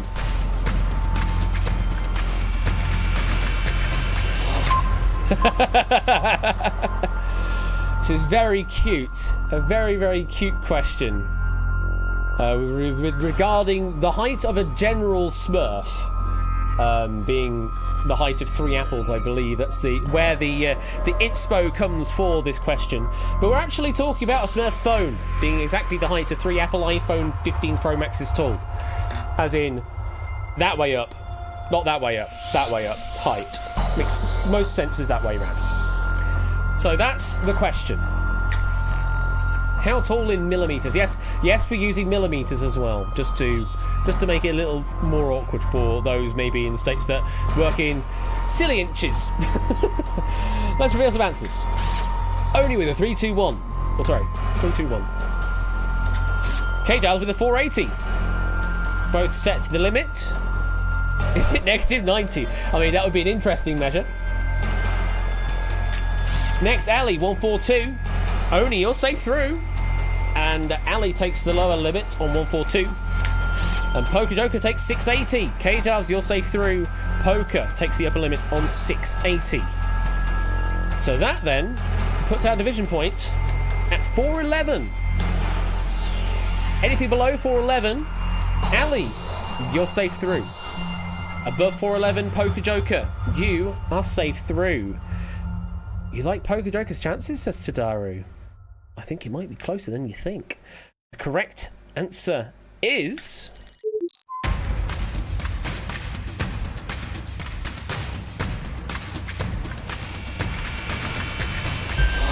...480 millimeters tall in total.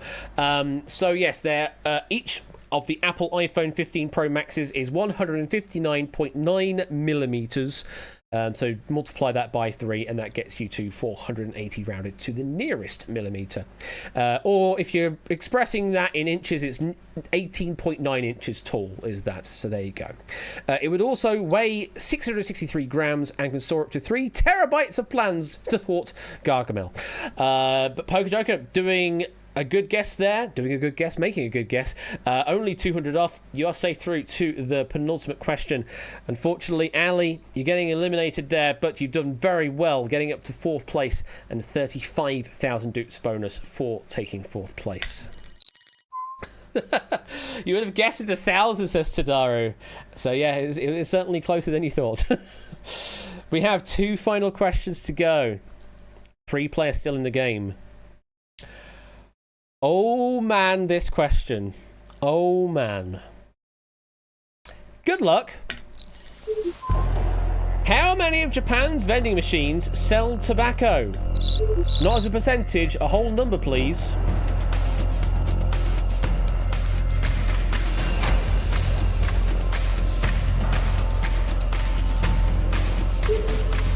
Poker's in.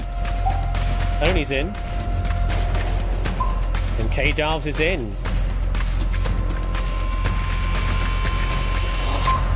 More than there should ever be, says Yellowtail. Well, I mean, we've recently had it read in now that there's legislation preventing those under the age of 14 presently from ever being able to buy cigarettes because it's going to move along with their age, essentially. So we'll keep moving on to stop people from being able to buy cigarettes here in the UK. Though, Japan, very different. Have been for quite a long time a very big tobacco culture. They have since reduced the amount of smoking in public, stopping people from just generally smoking, limiting them to smoking huts and such, and at work having designated smoking areas indoors. But even those are being phased out of current Japanese law as well. So it's going down, but still quite a bit of tobacco out there. So let's see what you think. Of course, there's a lot of vending machines in Japan as well. Poker Joker went with 6,000 vending machines. Oni went with a considerably larger number, 125,000. And the last guess was K-Jarves, down the middle on 50,000. You're safe through to the final question, K-Jarves. You don't have to worry about it. But it all depends now between Poker Joker 6 and Oni's 125. Puts the division points at 65,500. Below that, Poker, you are safe through to the final question.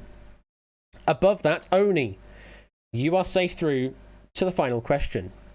Shall I give you a little bit of information here to say that, according to various statistics, there are 3,969,500 vending machines in Japan. Just generally all vending machines. There are just shy of 4 million vending machines, meaning there's about 1 for every 31 people in the population of Japan. But how many of them sell tobacco?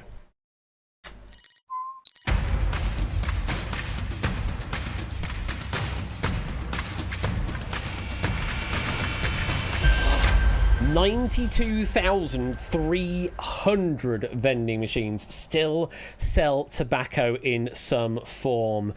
Unlucky there, Poker Joker. Your guess was too far away, but you get third place and 50,000 doots for taking third place. Congratulations on that. Oni, your guess of 125,000 was, I believe, one of the closest guesses we had for that question, and it keeps you in the game for the final question. If you'd stuck with 60, you would have been safe, says Poker Joker. Very much so. Unfortunately, hesitated and changed the answer. Unfortunately, out of the game. So we have Oni and K-Jarves on this final question. I wish you two the best of luck. Here is your final question. The most funded dance project on Kickstarter was Where the Heck is Matt in 2016, which raised how many US dollars? Answer now. Oni's in.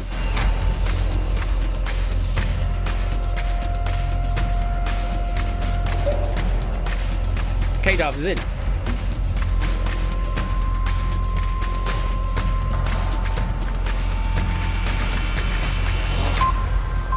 Where the heck is Matt? I hope he's in chat still. There he is. Never saw a cent out of this, says Matt. Using your name and all that. Right. They have locked their answers in. Let's see where they've gone. Oni has gone for 2.5 million. K-Jarves has gone for 2 million. Similar guesses. Pretty similar guesses. Means this is going to be very tasty viewing. That puts our division point at 2.25 million. Only 250,000 either way. If it is below 2.25 million, K-Jarves, you are the winner. If it is above 2.25 million, Oni, you are the winner. If you want to know a little bit more about this, the answer is not in this range. It's either less than 2 million or greater than 2.5 million.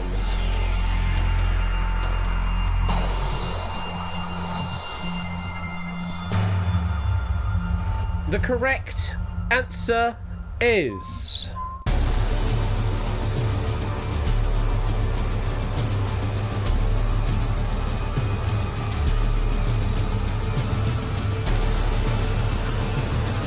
going down to K-Jarves. No, it's going back to Oni. And it's over to K-Jarves. It's only 146,075. I mean, I say it like that, but that's still quite a lot of money. $146,075 from 4,133 backers. The next 6 most popular dance projects have a combined 4,305 backers in all of them. So only, unfortunately, your guess of 2.5 million was too far away. You claim second place and 75,000 doots. Great game there. K-Jarves, your 2 million guess, though it was an entire magnitude off the correct answer here, was close enough for you to take the win! As we get the encroaching name tag. The winner is K-Jarves 06, K-Jarves 06.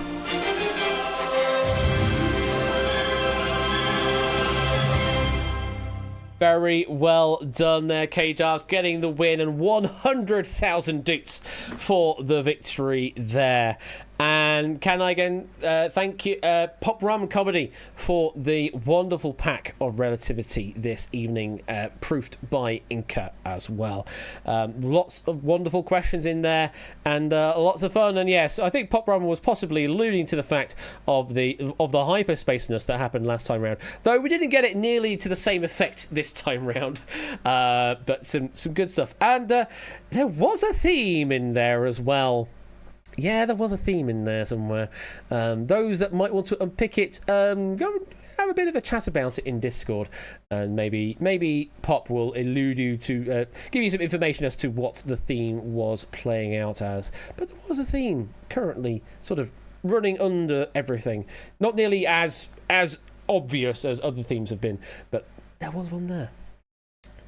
Right, we'll go to roll the credits in a moment, and then in a couple of minutes' time, we will go into Wipeout, and we've got 3 games tonight. We've got a game. We've got a board from. Sorry, not 3 games, 3 boards. We've got a board from David J. We've got a board from Matt, and we've got a board from Ralph, aka the Lupine One. Although the order they appear in might be different. We will see. But we'll see you in about a minute's time. So we roll the credits, and then we head over to Wipeout.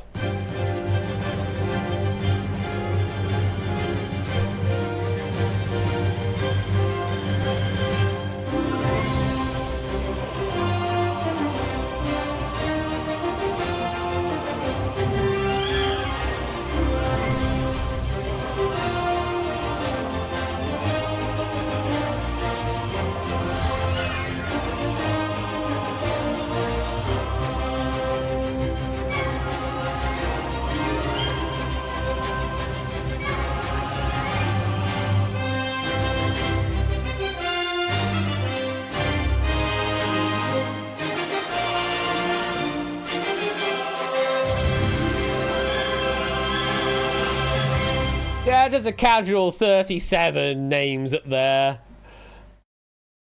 It's amazing the production crews you get on these kinds of shows. Pretty good by modern development standards, yeah. Very much so. Right, let me go over and load up some Wipeouts this evening. This one it's on the cards to be coming Hackboxified, though I'm not quite there yet. So we are still using old tech. We will still be using some whispers for this game of Wipeout. But hey, still loads of fun. Still loads of fun with the Wipeout stuff. So liking the looping jazz with rose lighting. Yeah, I decided to change the colours on the lights because I've had it on the pride setting for far too long, I think. Because you can't even tell that some of the colour from the lights is green on the camera, which is really irritating. But yeah, it was supposed to be pride where it has all the pride colours and that. But anyway, we're going to get into Wipeout now, and you'll need a room code for that. And the music's going to start up immediately, isn't it? Here we go, Wipeout. There it goes. They're even telling you the room code in chat. The question is, are we going to have enough room for everybody? Because we've got 65 viewers right now, which is impressive to see. Oh my goodness, Lucario! That's a name I've not seen in a while. Great to see you. I hope you're doing really well out there, and have you been enjoying Only Connect as well? I've been seeing you on the Only Connect shows, along with Sapster and Jack and Quizzle as well. Lots of people that I know that are on the Only Connect series this time round, and you've been doing phenomenally.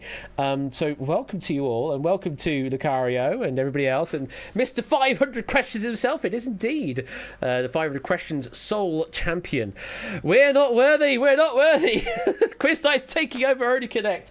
It certainly seems that way, but we'll get there. You know him as Mr. I mean, yes, he was also Mr. Clever Dick #1 as well. Some great performance at QNL Quiz Night Live last year, which is it's been over a year now since that happened, which is kind of crazy to think that is now that actually has happened and was a year ago. It's kind of crazy. How many names do we have in here, right? 5, 10, 15, 20, 25, 30, 35, 38 names to play some Wipeout this evening. Goodness me. That is a lot of names. Oh, actually, I should have started playing this. Should have had that on in the background. There we go. Also got Chaos and Riff joining in as well. So yeah, we've got 3 boards for Wipeout. As I say, we've got David J, Matt, and Ralph providing the boards for this evening's game. And if you're interested in writing boards for Wipeout, well, we actually have 2 different ways of doing it now. We have the old tried and true method on the Question website, but you can also now submit them as packs. There is a pack template available on Google Sheets through the link on the Q Writing channel, and you can fill in the board on there. And the advantage of doing it on the board on the sheets is that you can specify exactly where each answer appears on the board, and then specify whether they're right or wrong, rather than just leaving it to RNG to place them hopefully in a board that you in order that you want. We can actually hold the position now and put them wherever you want them to, and also give me better information. So tonight we are trialing out. Loading from Google Sheets, because I have Google Sheets logic in this game that I've taken from 1,000 Heartbeats. So that's what we're trying tonight. I'm hoping it is all working. Also, by the way, do you like the new music? So this is something I've done. Ages ago, I had a project in Ableton Live that I did the main theme of. But I've now added.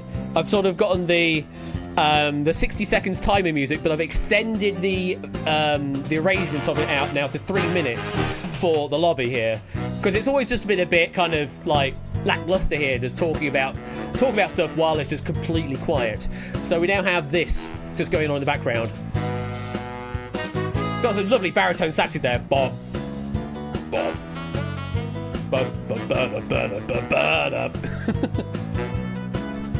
So yeah, this is my arrangement of Wipeout music. It sounds alright. Session horns goes a long way to making the brass sound good.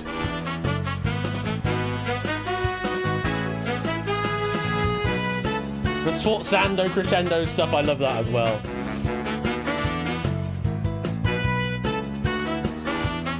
We've got another row! Ramsey joining row 10. Goodness me.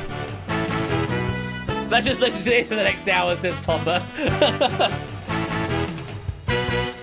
Well, I certainly can do that. We'll just go back to drums and bass.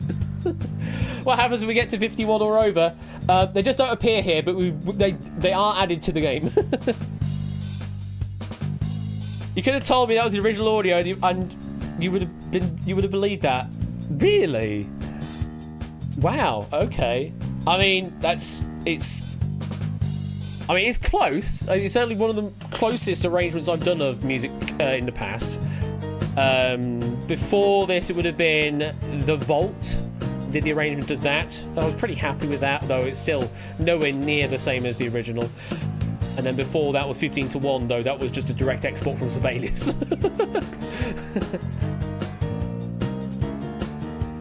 But yeah, this took a little longer to do, mainly because of all of the chords. Actually, it's quite nice. Is this the most I've had in a game of Wipeout? It isn't actually, Ali, but it's pretty damn close, so I'll say that. It is pretty damn close to the most we've had in the game.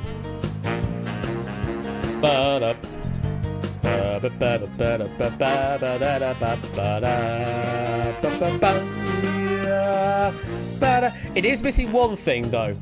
I will say that. This arrangement is missing one thing, and it's missing a sexy sax solo in the middle.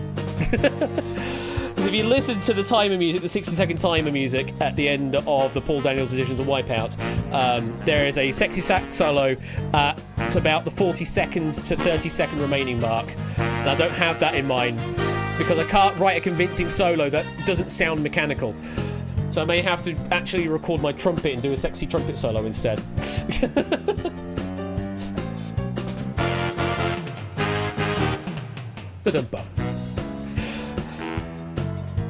50 factorial would be a lot, but 50 itself will certainly do, Shiro, yes.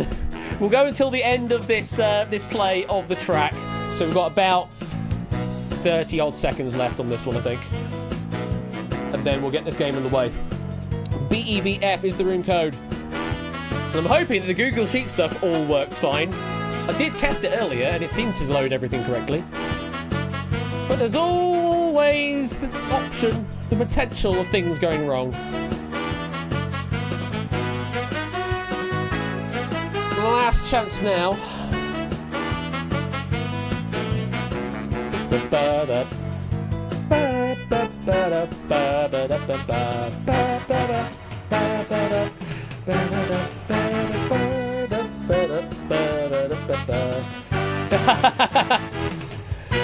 Yes, very much so, Ramsey. Right, let's start the game as it loads up the Google Sheet stuff. There it goes. Goodness me, we're overflowing the leaderboard on this as well. Let me see if I can just squish your name slightly. Just one moment while I try and adjust the content rectangle here to just squeeze you all in. There we go. I think you're all now just about on screen.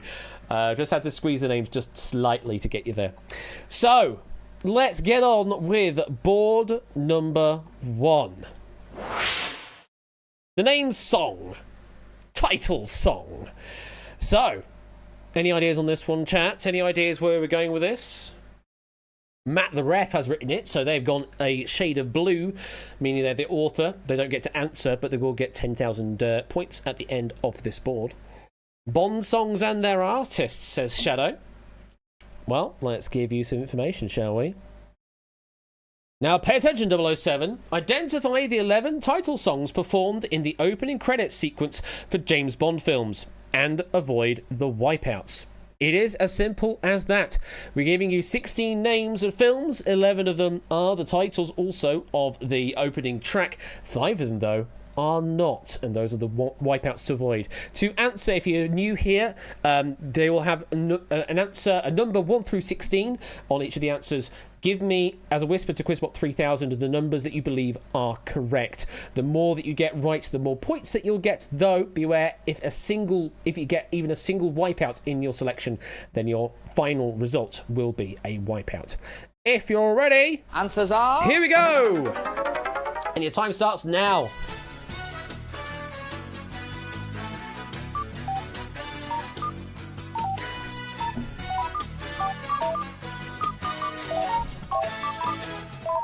So 11 of these names of Bond films are also the names of the title songs performed in the opening credit sequence.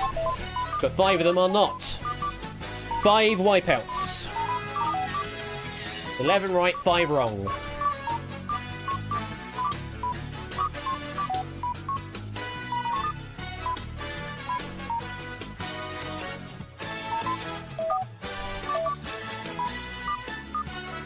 Last few seconds. And that there is time. Well, all of the answers on the board were accepted. Dev, I think your answer was just too late.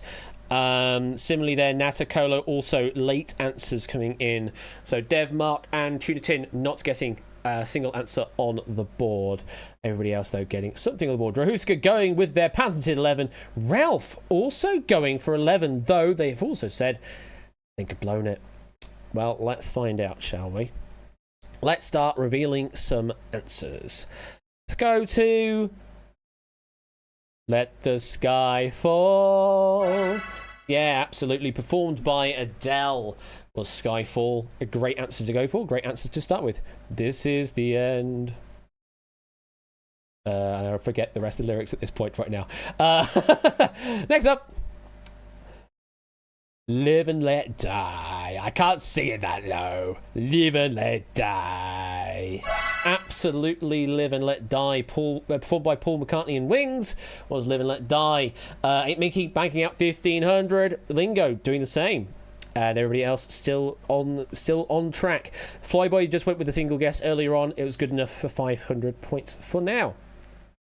I must sing them all now. Yeah, I think I didn't even sort of think about that ahead of time, and now I've kind of set myself up for failure because diamonds are forever. That is the correct answer. And speaking of diamonds, hello Topper. You have a good diamond game, don't you? Shout out to Mr. Topperborn Gaming, because Diamond, or the Diamond Game, or whatever, they certainly are forever, and Topper has a great game over there, as well as many other games, in fact. Do go and give Topper a follow. Does much to the kind of same stuff as I do here, his own originals, and also other existing TV shows as well in Twitch and Hackbox formats. What have we got from you tomorrow, Topper? Let's have a looky-loo. On the 9th of November is Word Chain Royale, Check Vist, and Slam. It's a good selection from you there, Topper. Good selection tomorrow evening over on your side. Okay. Next up, we're going to Die Another Day. Die Another Day, you say? How many say that? 23 say that. And it is correct, yes. Die Another Day. That was performed by Madonna, who had a cameo role in the film. And Checklist has been hackboxified, using the correct terminology there. Wow. Well, I look forward to seeing some Checkvist action on Hackbox tomorrow evening. Let's continue on. Next up, we've got A View to a Kill. Also good, performed by Duran Duran. Topper banking at 5,000, Ramsey 1,500. Still a load of players on track. Drahuska, unfortunately, already in overbid territory. We'll be seeing at least one wipeout. Ralph and DMC are looking for the final 6 correct answers on the board. I know I didn't sing the last 2 because I can't remember how they go, not a cat. Next up is No Time to Die. 16 players have gone for No Time to Die. That is correct, performed by Billie Eilish. Yes, No Time to Die. Bassoon is banking out 7,500. Sissy about 5,000. Amy Me doing the same. Shadowing the same. Sanchi 3,000. Well, Ralph, you're still doing well here. We've revealed 6 answers, and you've got all 6 of those right so far. Just 5 more to go. We're going to The World Is Not Enough. The World Is Not Enough next for 14 players. It's enough for you. It's correct answer. Performed by Garbage. The World Is Not Enough. 666 banking 10,500. Ralph, you're still on track. DMC still holding on behind you with 4 more to go. Next, Thunderball. Also good. Performed by Tom Jones as Thunderball. Natter banking out 14,000. Tipster's looking for 3 more. Drahuska now overbid by 2. Ali Law banking out 1,500 on that. You're getting worried, says Puzzle Dan. Where are you, Puzzle Dan? It's very difficult to see you because you've got all these names up here now. Where are you, Puzzle Dan? Oh, there you are. Been 27th with 1 more to go. You still got 1 more to go. Just 5 wipeouts to avoid. No biggie. We go to the man with the golden gun. 30 players have gone for it. Also good answer. Yes, performed by Lulu was the man with the golden gun. Oni and Lottie Bus banking out 18,000 as well. Danny. K-Giles with 14,000. Nikara still looking for 1. Ralph and DMC still looking for 2. Will they complete the max? Next, we go to Casino Royale. Notably, not the top 2 players going for this. Casino Royale. I'm afraid not. No, that one was You Know My Name, performed by Chris Cornell. That was the name of the track for the opening credits, or the opening titles for Casino Royale. It was You Know My Name, performed by Chris Cornell. And it's the first of the wipeouts on the board. Drahuska, Benzi, Yellowtail, Deuce, Saphira, Nick, Monster, DM, and Shiru all getting that one wrong, unfortunately. There will be a wipeout score for you at the end of this board. Okay, that's one of the wipeouts down. There's still 4 more. Moonraker. Ralph and DMC at the top agree. Tipster, BC, JB, Colo also agree on Moonraker. Correct answer, performed by Shirley Bassey, is Moonraker. JB banking out 14,000 as well as BC, and Colo on 10,500. Tipster's looking for one more. Lucario the same. DMC and Ralph the same. There is only one final answer that is correct on the board. The rest are wipeouts. Where are we going next then? You only live twice for Ralph, DMC, and Tipster, but not for Lucario, Riff, Puzzledan, and Brian. Is this the final correct answer on the board? Or is this a wipeout? You only live twice. It's the final correct answer on the board, performed by Nancy Sinatra. That was the correct answer. Ralph and DMC acing the board, getting 11 of 11. The maximum 33,000 points available on the board. Congratulations to you two. Tipster joining in the fray of 18,000s there. Unfortunately for everybody else, these are all wipeout answers, so we're all going to have to say goodbye on these other answers. The Spy Who Loved Me, that one there was it was titled Nobody Does It Better, performed by Carly Simon, with The Spy Who Loved Me was performed being in the closing credits rather than the opening titles. Quantum of Solace, that was Another Way to Die, performed by Jack White and Alicia Keys.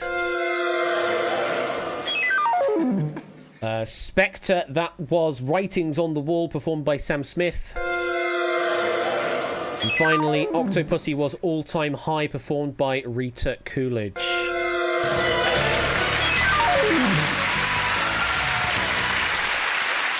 And that is the end of board number 1. Matt getting their 10,000 point author bonus for writing the board. Thank you very much for that, Matt. But Ralph and DMC setting an immediate pressure there. 33,000 points, the maximum available on the board. But, and this is the thing with Wipeout, is you've got to keep a hold of those points, because even a Wipeout on board 2 and 3 can bring that all crashing down to 0. So no pressure at all there at the top, and also no pressure on the 18,000s, because that is an impressive score to have after just one board. So we're going to move on to board number 2. And for Ralph, it's going to be securing their position for a little while longer. They have authored this board, and it's the Ultimate Crossover Returns. Any ideas in chat what we're talking about here? MCU, Smash Bros, Smash, Cars, please be Smash Bros. Smash, lots of Smash Bros chats going on right now. Well, Ralph, you can kick your feet up because you're safe, and well, you're going to be in prime position with 43,000 at the end of this board. You're close with Smash, but it's a slightly different game. Which of these Marvel characters are playable in Ultimate Marvel vs. Capcom 3? This year saw the return of Ultimate Marvel vs. Capcom 3 to the main lineup of the EVO fighting game tournament event in Las Vegas. In honor of that, which 11 of these Marvel characters are playable in Ultimate Marvel vs. Capcom 3? To clarify, we are looking for any character that was playable in either the original Marvel vs. Capcom 3 or newly added characters in its Ultimate re-release. Some of the wipeouts may have been playable in other Marvel vs. Capcom games, however we are specifically looking for those in Ultimate Marvel vs. Capcom 3. 16 answers to the board, 11 are in UMVC 3. Good luck, folks. Here we go. Answers are... If you're looking at this board thinking, I have no idea, well, still put a guess in. If you do not give me a guess and you have points at risk, those points will be wiped out. If, however, you're on 0, maybe go for a few. It's entirely up to you how to play this board.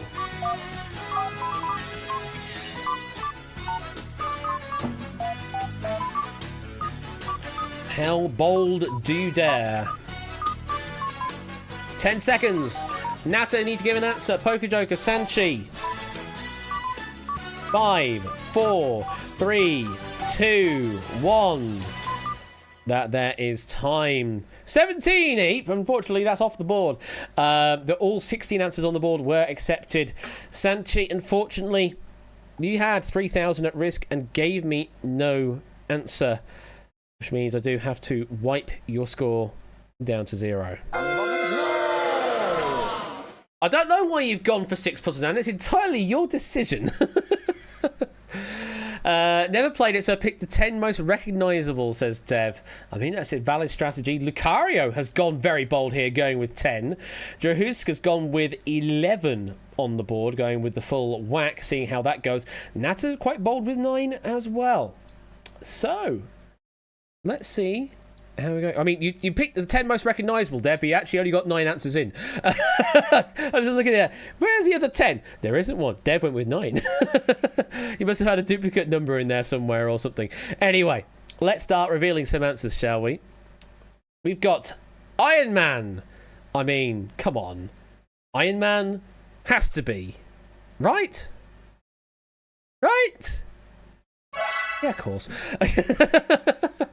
Yeah, absolutely. Extra fact about the answer here. Ah, cool. There's no factual information on that one. But yes, absolutely, Iron Man is on the board. Lottibus banking out an 18,500 on that guess. Unsurprising, I think. Miss Vertigo 8,000. Yeah, I mean, that probably would have been my one guess because I don't know this game. You literally saw the Russian Badger and his friends fight for 50,000 Jordans on this game, and you have no excuse, says Shadowmane. Well, we'll see. We'll see where everything goes. Next up, Captain America. I mean, again, one of the mainstays of the MCU. Captain America? Yeah, I remember playing Marvel vs. Capcom 2, and I'm pretty certain Captain America was in on that one as well. Good answer for that for 25 players. Colo banking at 12,000. That's about it. Next, Deadpool. Yes, not quite the same MCU in a sense, but certainly a Marvel franchise, and of course, obviously, the games is completely different to the sort of cinematic universe out there. Deadpool. Yes, Deadpool is a good answer. And hello there. Should have stopped talking, says Dan Peake on the 8th of November 2023. Should you now? Should you have stopped talking, says Quizzy Dan. Well, Quizzy Dan, if you check your balance, someone may mention that you should have had a doot. So you currently now have a doot to your name. If you say doot, it should say it. Doots, there you go. Hey, well, great position you're in as well. Rank 111th with 1 doot. What a lovely position to be in. Well, welcome on in, Quizzy Dan Raiders. Goodness, it's 77 viewers right now. That's some crazy numbers for a Wednesday night. Just crazy. I hope you're all having a good time out there, is all I wish. And welcome to the sort of the halfway point of this Wipeout game this evening. We've got some Marvel vs. Capcom 3, or technically Ultimate Marvel vs. Capcom 3 characters, which are and which aren't. That's the question we're looking at here. My Doot Master, feels all weird being called a Doot Master. But you're welcome. You're welcome, Quizzy Dan. Right. We need to continue revealing some answers, don't we? Next up, we're going to go to Magneto. Ooh. Magneto? Of the X-Men? Or, I suppose not the X-Men, strictly speaking, but in the X-Men sort of mini-franchise within Marvel. Yeah! Absolutely correct answer there. Extra fact about the answer here. Fantastic. Sidaro banking out 2,000. Lingo banking out 6,500. DMC at the top of the board. They only went with one answer. And we still haven't seen it yet. So, this is a very interesting play going on from DMC right now. Drahuska is on for the maximum right now. 7 left to go. Not a single mistake made.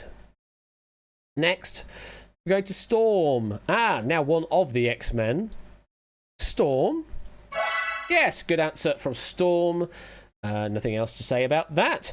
DMC, that was your guess, and that seals your position now, currently in position 1, 33,500, though Ralph will be getting the 10,000 Duke bonus at the end of this board for authoring it.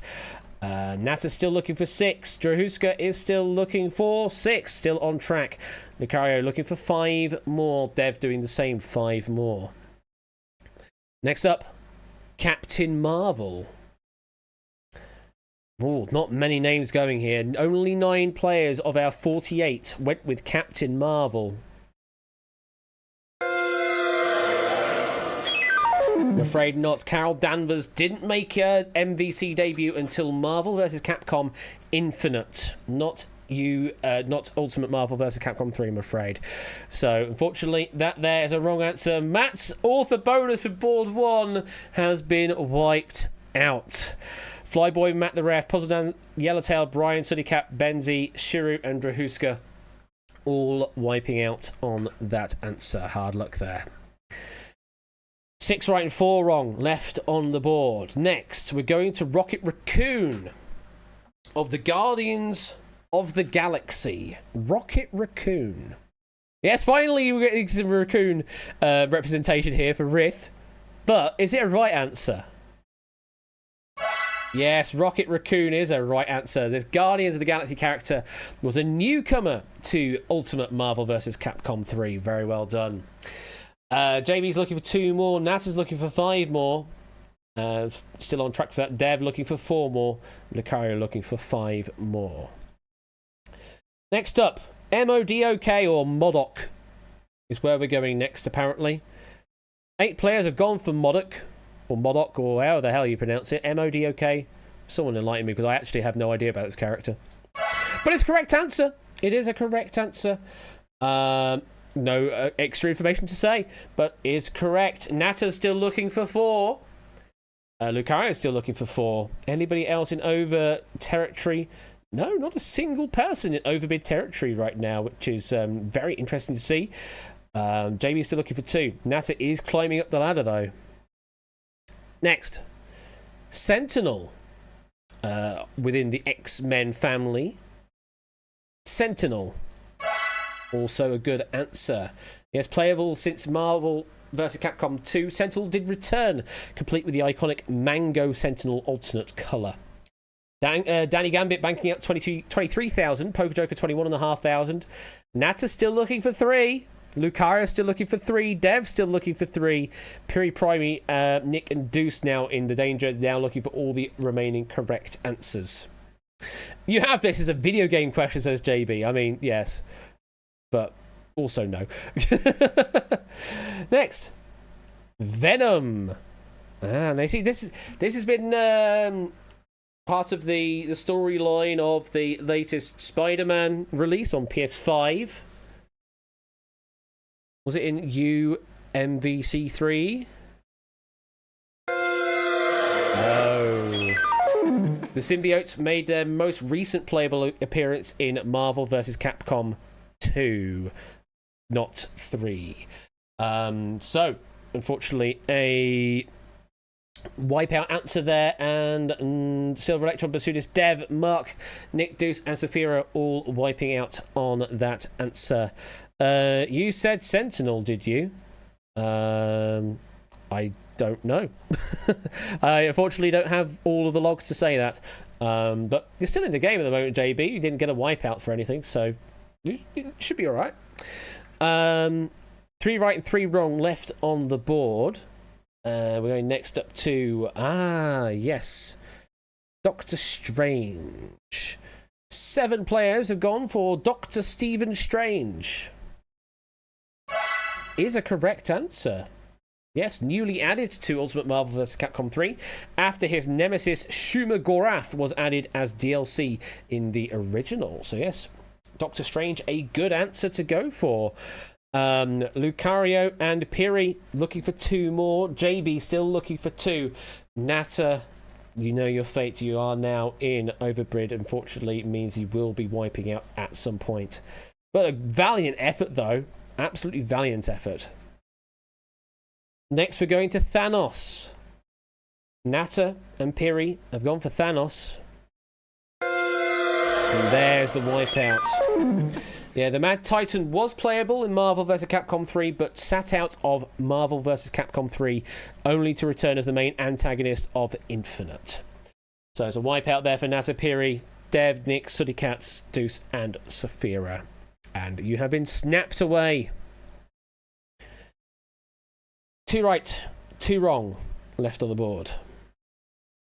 How about Silver Surfer for BC 666 and Circe Bat? Silver Surfer. No! Despite Galactus being the main villain and final boss of MVC3, Silver Surfer has never been playable in the series, only appearing as a cameo, but not as a playable character, unfortunately. So it's a wipeout for Circe Bat, 666, BC, Nata, Puzzle, and Drahuska. There are 2 right answers, and there's 1 wipeout left on the board. Where are we going next? She-Hulk for JB Henry and Lucario. Here's a good answer for She-Hulk, yes. Nothing else to say there. Monster banking out 5,000. JB and Lucario looking for 1 more answer between the 2 Gs of Ghost Rider and Gambit. K-Jarves has gone with Gambit. JB Henry and Lucario have gone, presumably then, for Ghost Rider. Now, Gambit. I seem to remember Gambit in Marvel vs. Capcom 2. Are they in MVC3, though?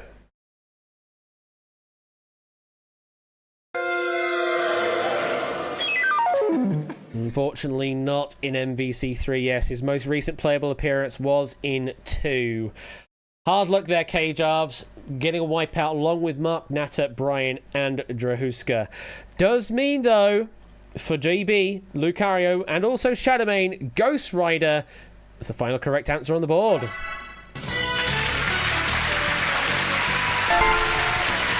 Ding ding! 100 bits! I love this game. You love this game all of a sudden. Thank you for the 100 bits there, JB. Appreciate that.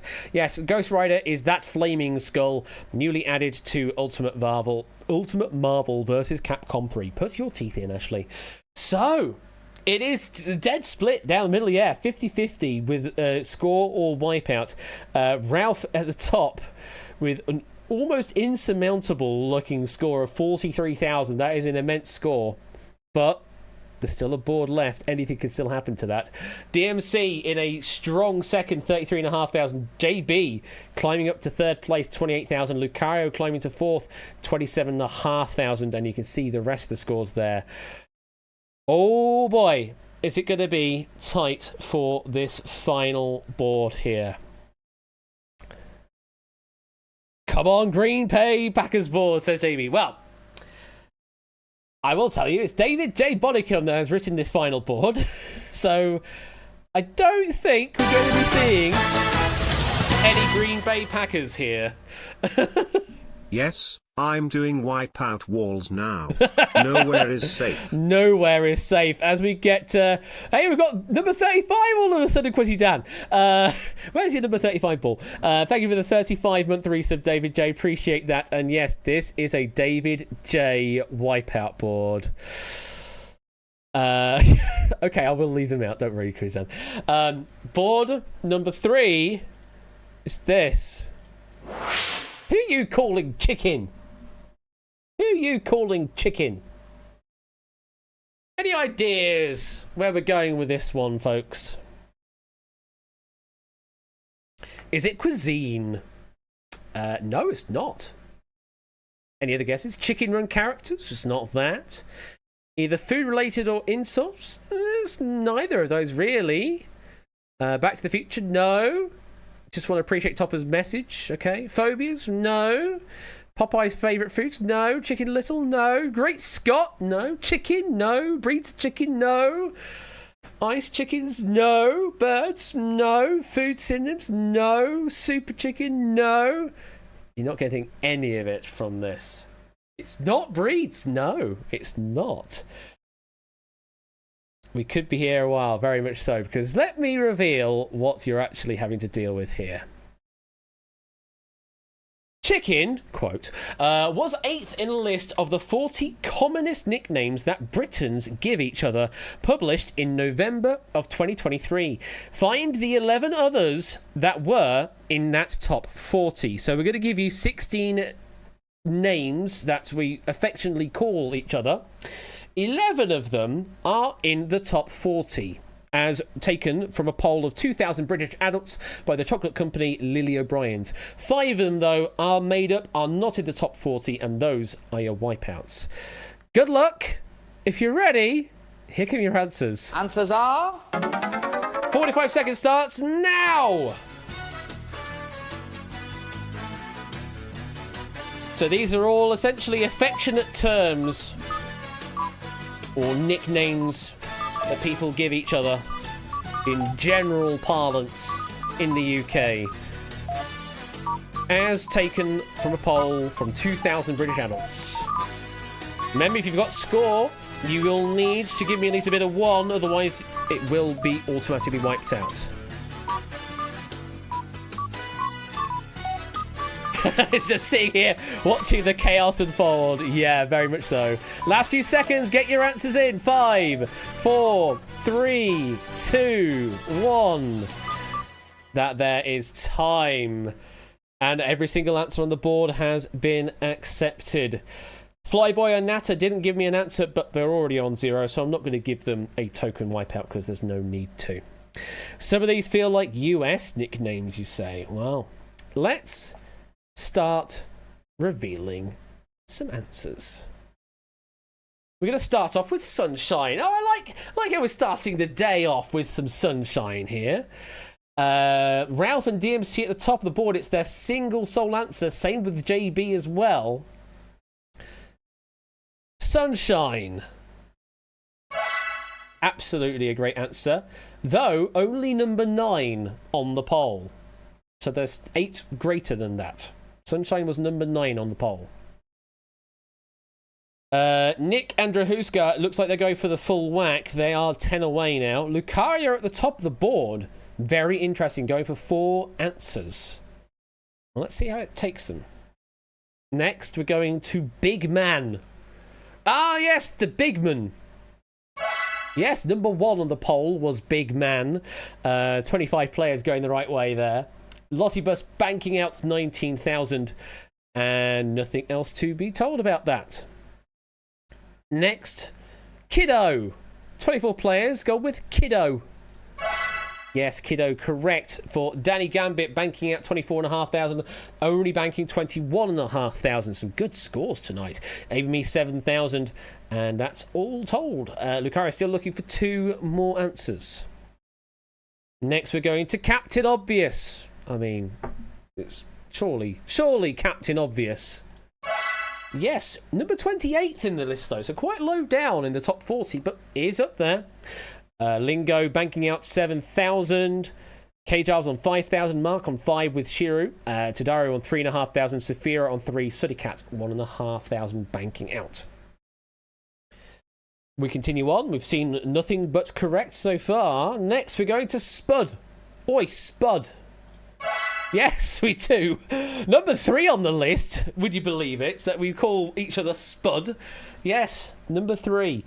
Silent Marine banking out 12,000 for that, and Basunis for 1,500, and Dimin for 1,000 there. Potato! Still going well. 5 wipeouts to avoid. Next, we're going to Foxy. I'm starting to feel like Five Nights at Freddy's now with Foxy on the board.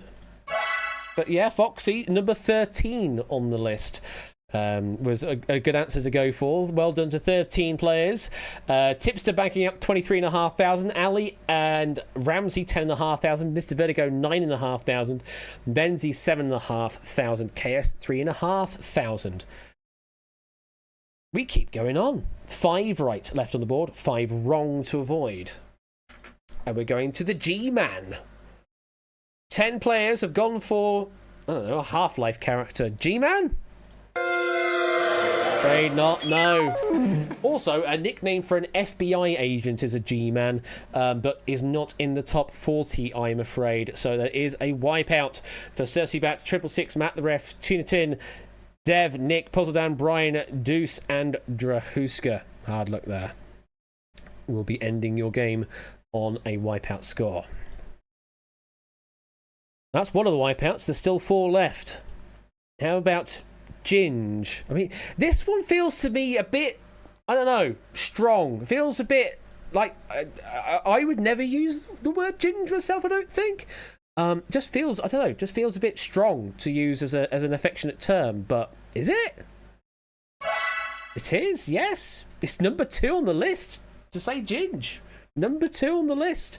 Lucario banking out 32,500. Topper banking out 11,500. And Monster 5,500. That's about it. Prince Harry said one of his medals was for being a ginge the other day. Well, there we go. So yeah, ginge is up on the board. Was a correct answer. 4 right and 4 wrong left on the board. Next, Bin Man.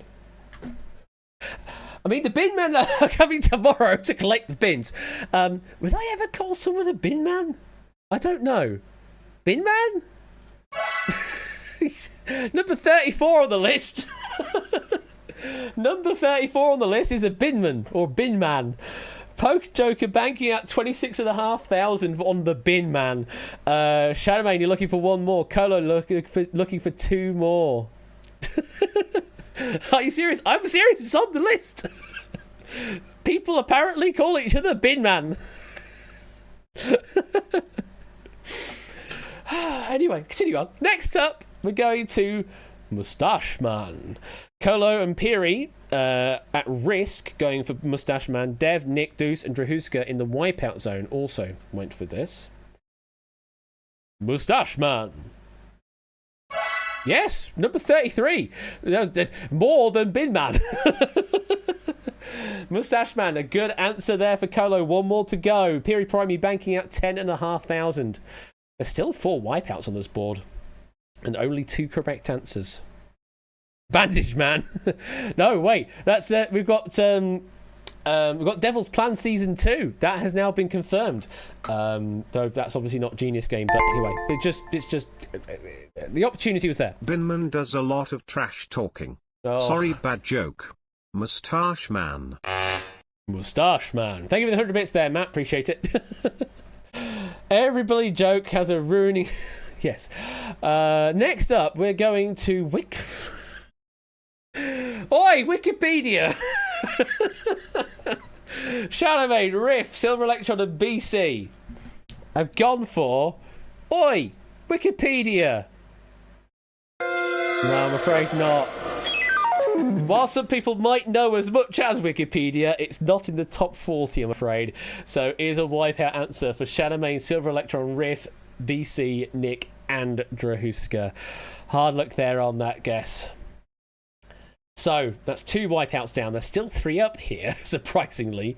And 2 correct answers. Probably even more surprisingly.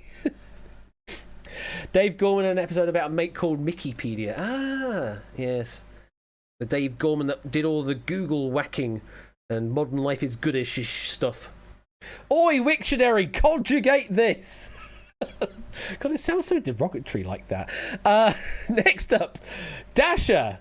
Yellowtail's gone for Dasher, as well as Tunitin, Nick, Deuce, and Drahuska. Dasher! No! Traditionally regarded as one of Santa's reindeer is a Dasher, not one of the top 40 names, I'm afraid. So it's going to be a wipeout for you there, Yellowtail. Unlucky. And yeah, Dave Gorman, a cryptic crossword writer, as I've found out by watching, though not necessarily paying attention to cracking the cryptic videos. Or a DoorDash driver. We don't really have DoorDash. We have Deliveroo. We've got Get Here, and we've got Uber. DoorDash isn't really much of a thing in the UK, I don't think. Just Eat as well. Yes, Just Eat is the other big one as well. 2 right and 2 wrong left on the board. And we're going to Rocky. Ain't Minky's gone for Rocky. He's the only person at risk here. I mean, it's just a name, isn't it? And I suppose it might maybe have connotations with Rocky from the films here. Rocky? You're good, Ape. You're absolutely good. 12,000 going your way. Rocky places 10th on the list of the top 40. Very well done. So there's only one right answer left on the board. Colo and Sanchi are at risk here. Everybody else just sort of sit by. One right, two wrong left on the board. Neither of them have gone for jazz hands. 666 and Deuce have gone for jazz hands. No. They're already wiped out anyway. But yes, not a top 40 nickname, but maybe consider using it for Toad Boy, says David. So, that leaves us with one remaining answer that is correct and one remaining answer that is wrong. There's only two answers left to accept, meaning Colo and Sanchi have gone with different answers. One has gone the right way, one has gone the wrong way. Let's see which one it's going to reveal. We're going with Sanchi's Thunder Boy.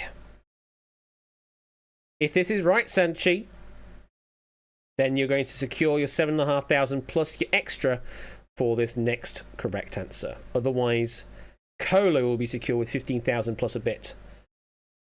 And you will wipe out. Thunder Boy! Oh, Sanchi!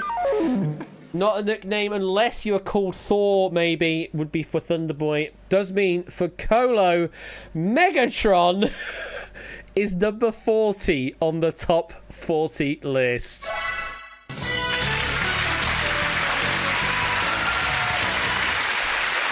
So that brings us to a close on our game of Wipeout, and in reverse order we have Diamandaman on 1,000, Sudicat and Basunis on 1,500, Saphira on 3,000, Chaos and Tadaru on 3,500, Shiru Mark K-Jarves on 5,000, Monster on 5,500, Lingo and ABB on 7,000, Benzi on 7,500, Mr. Vertigo on 9,500, Piri, Ramsey and Ali on 10,500, Topper on 11,500, Ape!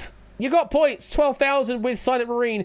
Colo with 17,000. Lottie on 19,000. Oni with 21,500. Tipster with 23,500. Danny 24,500. Poker 26,500. JB 28,500. Lucario 32,500. DMC 34,000. And at the top of the board, through I guess possibly more out of a preferential board number 2 where they didn't have to do anything about it, Ralph with 43,500 doots. Congratulations to you all, and I believe all the doots have already been paid out, though if they haven't, do let me know and I will try and manually sort them out after the fact. And thank you again to Matt, Ralph and David J for the 3 boards this evening of Wipeout. It was a great game, and the Google Sheet stuff absolutely worked a treat. So that's wonderful news as well. That all just magically works. I'm going to play the lobby bed for a bit longer while we waffle on about what we're going to be doing for the rest of this stream. So what have we got to do? We've got to do a wheel spin in a moment. We'll do that in a moment. But on Friday's stream, what have we got on my stream on Friday?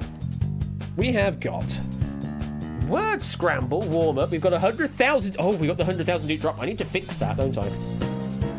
That one's by Oni. And then we got double all clued up from JPB and Clive of Legend. Oh, that's going to be a long stream on Friday.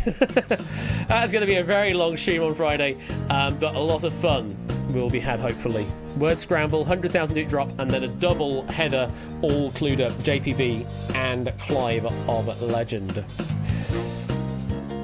So, that's what we got on Friday.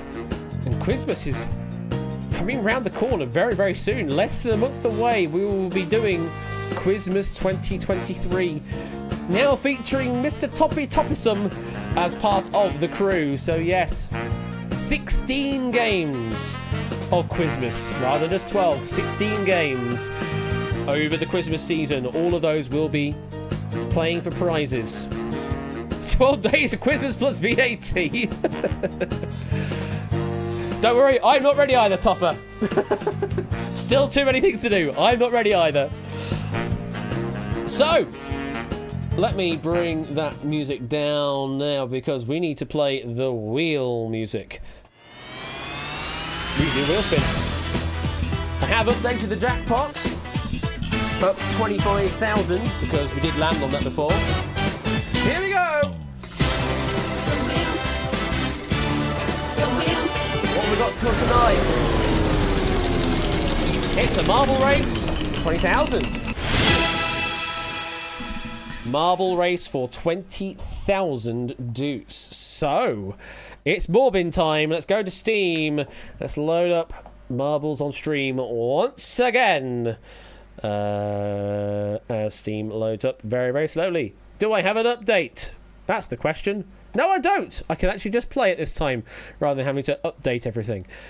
Let me do that, and let me go to OBS, go to studio mode, change the game mode to direct capture marbles. Do that. And marbles, are you running? You are running. There we go.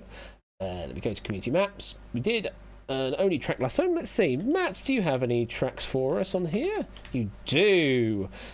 We have played one of them from looks of things. Let's have a look at the Resplendent Strategic Run. Let's go with that one tonight.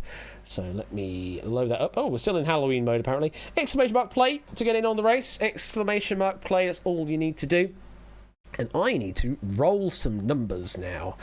So was it 20,000 marble? Okay, we can do that, 20,000 marble. Let me do some random org rolls and we'll figure out what positions are going to pay out tonight. Are we back to first and last? Well, that's the thing, Oren. We have been changing that up a bit recently. I think what we'll do is we'll random roll some positions again.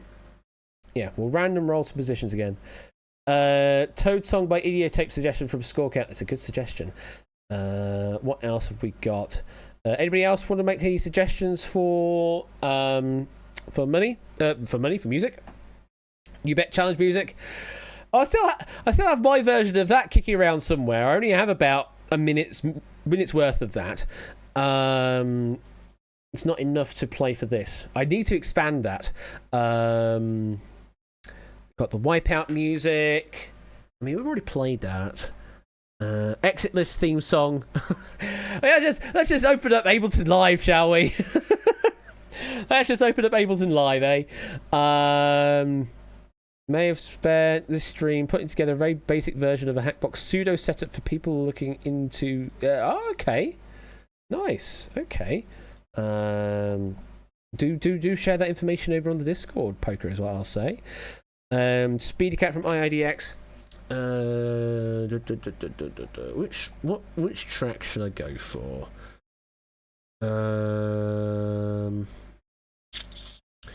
Choices.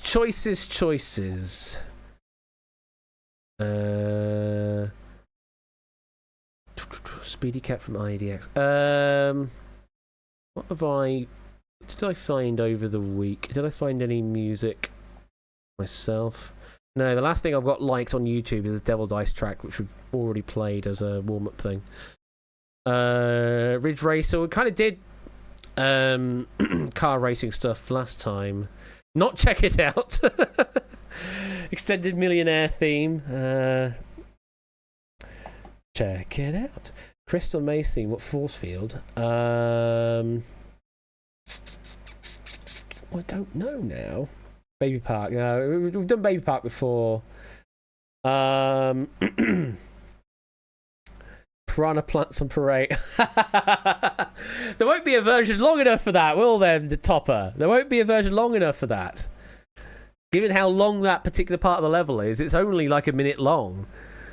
So there won't be. Yeah, there's not an extended version of that. Interceptor theme. We've done that before. You could probably find it, maybe. Rainbow Road. We've done Rainbow Road before as well. Yeah,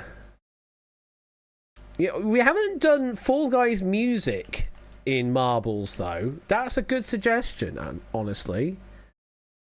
We haven't done Fall Guys music in marbles, so I think we might go for that. That's a good suggestion. Yeah, we'll go with that. We'll go with Fall for the Queen Bean. And yeah, we'll go with that. We're all in, I think. 48. Goodness me, that's a lot of marbles. 48 marbles in. All right, I'm going to roll it 3 times, and those positions will pay. We've got 22. We've got 33. Hey, how about 44? No, 25. Middle of the road positions here. 22, 33, and 25. So those are the positions that will actually pay. 22, 33, and 25. So, let's go. Let's get this race underway. DNFs could be critical on this race. Very much so. Wish you all the best of success.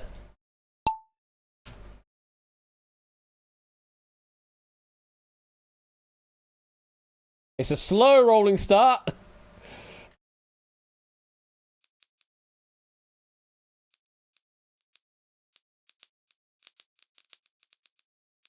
And already dividing. JB, well, I mean, 48th place isn't going to work out for you. But thank you for your race. Thank you for your participation. Heading their way round. And these guys are going down a completely different path. I hate this marble. You hate that marble. Yeah, unfortunately, that's the only marble you got. Oni currently in the lead with DMC, following Polkadots, Benzi, Amy, Lucario, DM, Yellowtail, Lingo, and you can see all the other names flying by. Clearly, the funnel route was much faster than the slow circuitous route. But we are looking at middling places, so maybe that's been to your advantage to go a little slower. K-Jav's currently nearly at the back of the pack, with Silver Electron, Ramsey, and Poker still having a bit of a spin. Through the marble machine, we've already gone through. Yellowtail heading everyone off right now, heading to the left. Minky, doing the same. Lucario and Sonic, Elwood, and Benzi also following suit. We've got some players going down the middle, though, taking a completely different route. Brian, Poker, Ralph, and Oni, with Basunis and Lingo, all going down what seemingly is much faster middle route. But who knows? There's lots of teleportation available on this map as well. Bassoonist and Ralph currently holding on to the lead. Jerry following behind, then Nick. 2 minutes have elapsed. And the world record is 2:36. So we're looking at nearly the end of the track here. But still, lots of players all the way back here. Poker Joker still heading their way around the lottery machine, not making much progress at all. Just having a bit of a fun ride right now. Continuing back at the front of the pack. It is Polkadots falling through first. And it is teleportation mode. Tadaro falling off the track. Jerry making a teleportation move. Poker is our first finisher. Unfortunately, not going to be the position you want to be in. But it is a good first place. Jerry taking a little longer route, going through the portals. 50 seconds left to complete the track now. We're going to be seeing a lot of DNFs, I have a feeling. Ali heading their way down. 8 Mickey heading their way down. We've only got 4 finishers so far. 30 seconds left. Flyboy finishing. Lots getting burnt up from the looks of things. 20 seconds left to finish the track. It's the last minute flurry. I have no idea what any of these positions are right now. Maybe you've been keeping track at home, but I certainly haven't. We look at the leaderboard in a moment. 5, 4, 3, 2, 1. Dead. Pokernuts, though, is our first finisher. That means absolutely nothing. All we care about is 22nd, 33rd and 25th places. So, let's get the commander ready for 20,000 doots. Not 200,000, that would be awfully too many. So, first of all, 22nd place is a finishing place. Going to Mr. Puzzle Dan. Puzzle Dan. Congratulations on 22nd place. 25th, it's the first of our DNFers. And it goes to Oren Mistarrel. Well done, Oren. 25th place going to you. And 33rd place, we now need to look at the leaderboard. 25, 26, 27, 28, 29, 30, 31, 32. K-Jarves, I believe, is our 33rd positioned player. So K-Jarves, congratulations. You get yourself 20,000 doots as well. And that brings us to the end of tonight. The wheel. 4 minutes and 59 seconds we played out of the Fall Guys music there. Well done, K-Jars. Great night for you. Have you noticed they got rid of the vote? Have they really? Have they really got rid of the vote? Wow. Boo. Boo. Boo fun. Boo. What happened to your marble, Ramsey? It DNF'd. Unfortunately, I think it got burnt up at some point. But yeah, it DNF'd. No fun allowed in a game anymore. So that brings us to the end of the stream this evening. I will be back on Friday with some Word Scramble, Duke Drop, and all clued up double header action. And we'll be there on, yes, Friday. Do we have anyone to raid into? Do we have anyone on Twitch that we can raid into for this evening? Let me go to camera only mode and have a look at my follower list. Anybody on my follower list that I should go and raid into?